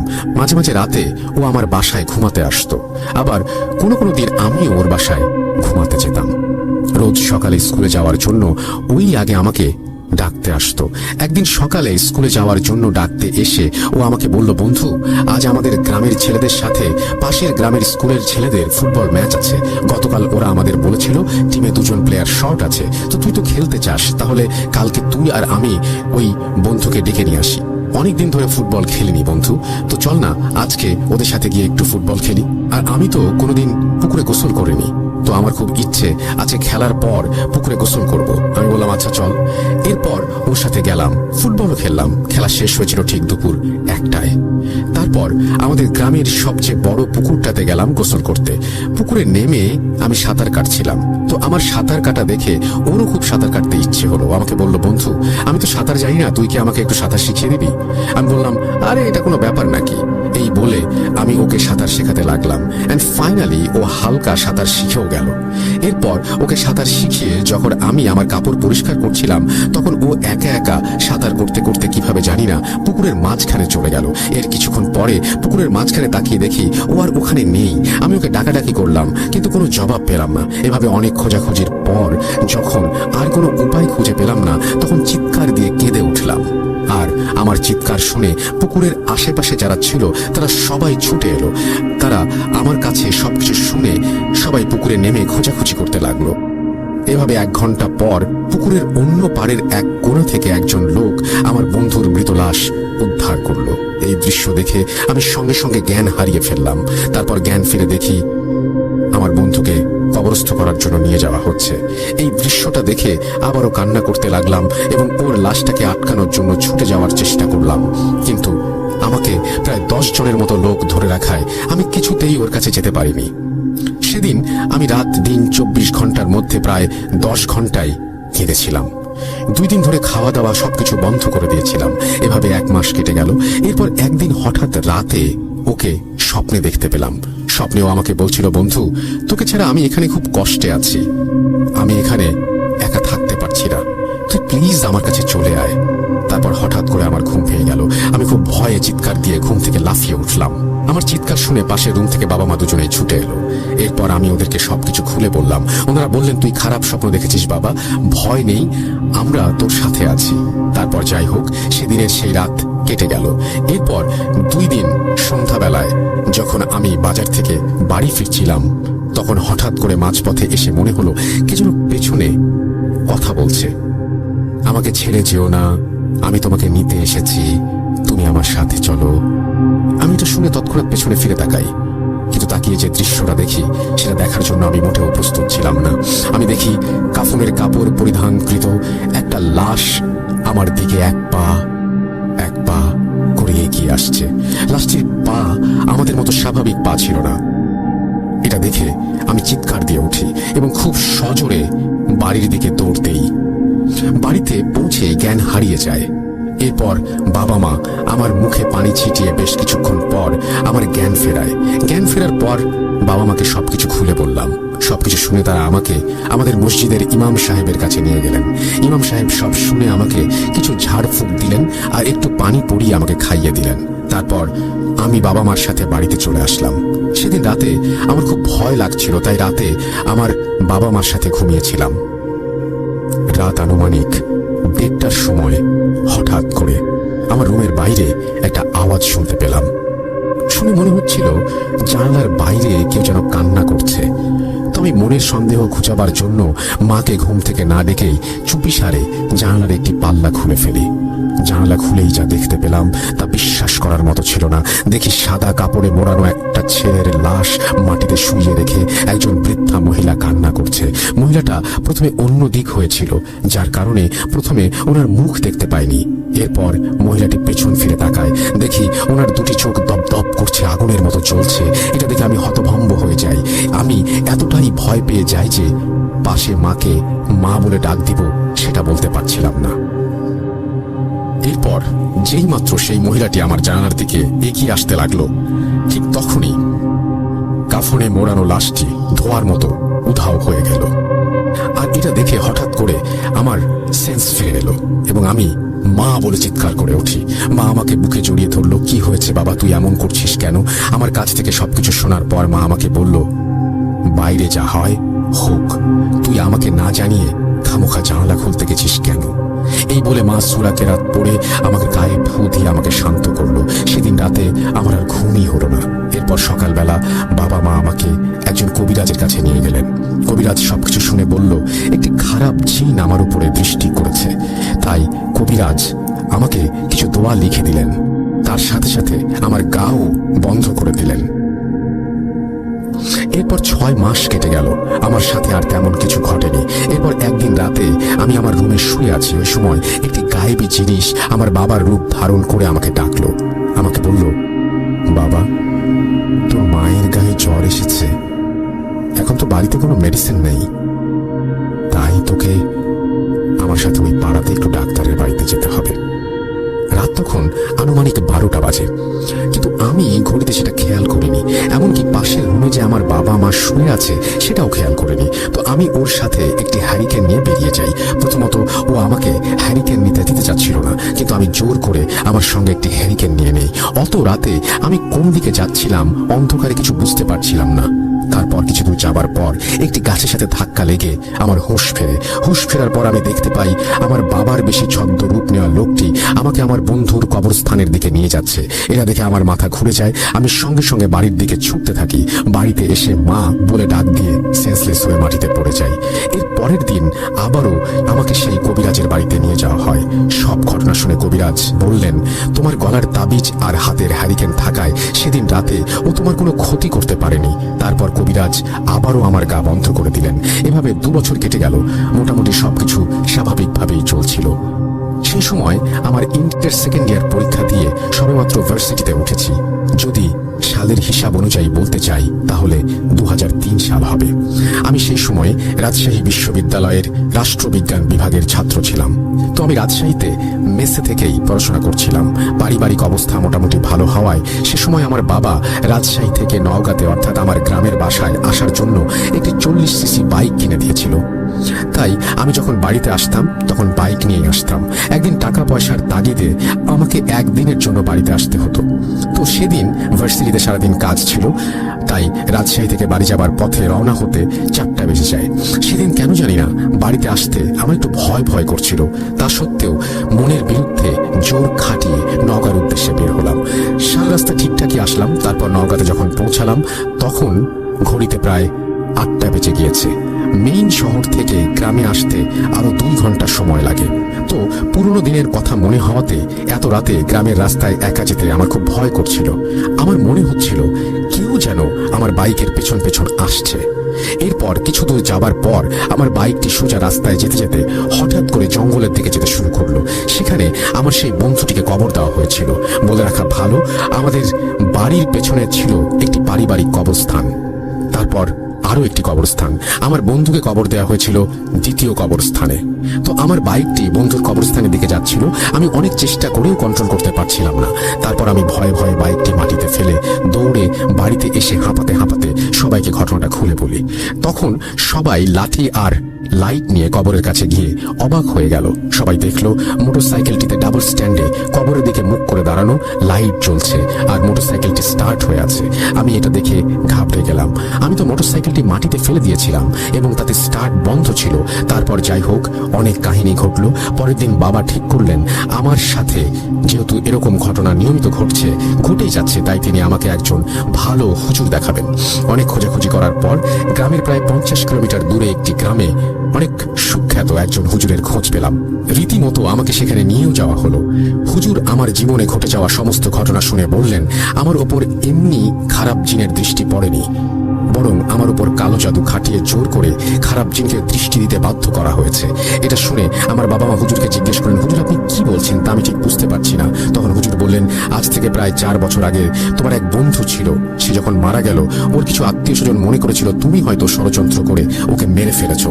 তাই এর প্রতিশোধ নিতে সে ঠিক করলো তোমার উপর কালো জাদু খাটিয়ে ভয় দেখিয়ে দিনে দিনে তোমাকে শুকিয়ে শুকিয়ে মারবে। তখন আমি হুজুরকে জিজ্ঞাসা করলাম আমার উপর কিভাবে জাদুটা খাটানো হয়েছে। তখন হুজুর বললেন তোমার মাথার কিছু চুল, কালী মন্দিরে বলি দেওয়া পাঠার কিছু চামড়া এবং তাজা রক্ত, তোমার বন্ধুর ব্যবহৃত পোশাকের একটি টুকরো, পাতিলের কালো কালি, কাগজে লিখিত কিছু দোয়া কালাম, তারপর এই সবগুলো জিনিসকে একটি বড় তাবিজের মধ্যে ভরে তোমার বন্ধুর কবরের ভেতরে পুঁতে দেওয়া হয়েছে। হুজুর বললেন যতক্ষণ না পর্যন্ত ওই তাবিজটি কবর থেকে তুলে ধ্বংস করে দেয়া না হচ্ছে ততদিন পর্যন্ত তোমার সাথে এই ধরনের ঘটনা অনবরত ঘটতেই থাকবে, কিন্তু শর্ত একটাই, তোমাকে ওই তাবিজটি অমাবস্যার রাতে তুলতে হবে। তখন হুজুর আমার মুখের দিকে তাকিয়ে বললেন ভয় পাবার কিছু নেই, সেদিন রাতে আমি তোমার সাথে থাকবো, কিন্তু তাবিজটা তোমাকেই তুলতে হবে। এরপর হুজুরের কথা মতো যা যা করণীয় ছিল সবগুলোই পালন করলাম। তারপর হুজুর সেই তাবিজটিকে ধ্বংস করে দিয়ে আমাকে একটি তাবিজ দিলেন আর বললেন এই তাবিজটি সবসময় কাছে রাখবে এবং 5 ওয়াক্ত নামাজ পড়বে। সবশেষে হুজুরকে যখন আমি বললাম হুজুর কে আমার উপরে কালো জাদুটি করেছিল, তখন হুজুর বললেন সেটা আমি তোমাকে বলতে পারবো না, তবে এটুকু জেনে রাখো জাদুটি যে করেছে তার নানার বাসার কেউ একজন। তো রাসেল ভাই, এই ছিল ঘটনা। ঘটনাটি যদি ভালো লাগে প্লিজ প্রচার করবেন। আর এই ঘটনাটি প্রচার হলে আমার এবং আমার বন্ধু আকাশের সাথে ঘটে যাওয়া আরো কিছু সুন্দর সুন্দর ঘটনা আমি লিখে পাঠাতে চাই। থ্যাংক ইউ ভেরি মাচ আপনার ঘটনা পাঠানোর জন্য। আমি চাই এরকম ঘটনা আপনারাও পাঠান। সম্পূর্ণ ভূত এফএম এই চ্যানেলে প্রতিনিয়ত আপলোড করা হয়, কোনো ঘটনা বাদ দেওয়া হয় না। প্রিয় লিসেনার, আশা করি আজকের ভয়ানক কালো জাদুর ঘটনাটি আপনাদের ভালো লেগেছে। যদি ভালো লেগে থাকে এবং এরকমই আরো নতুন নতুন ঘটনা পেতে চাইলে আমাদের চ্যানেলকে অবশ্যই লাইক এবং সাবস্ক্রাইব করে আমাদের পাশে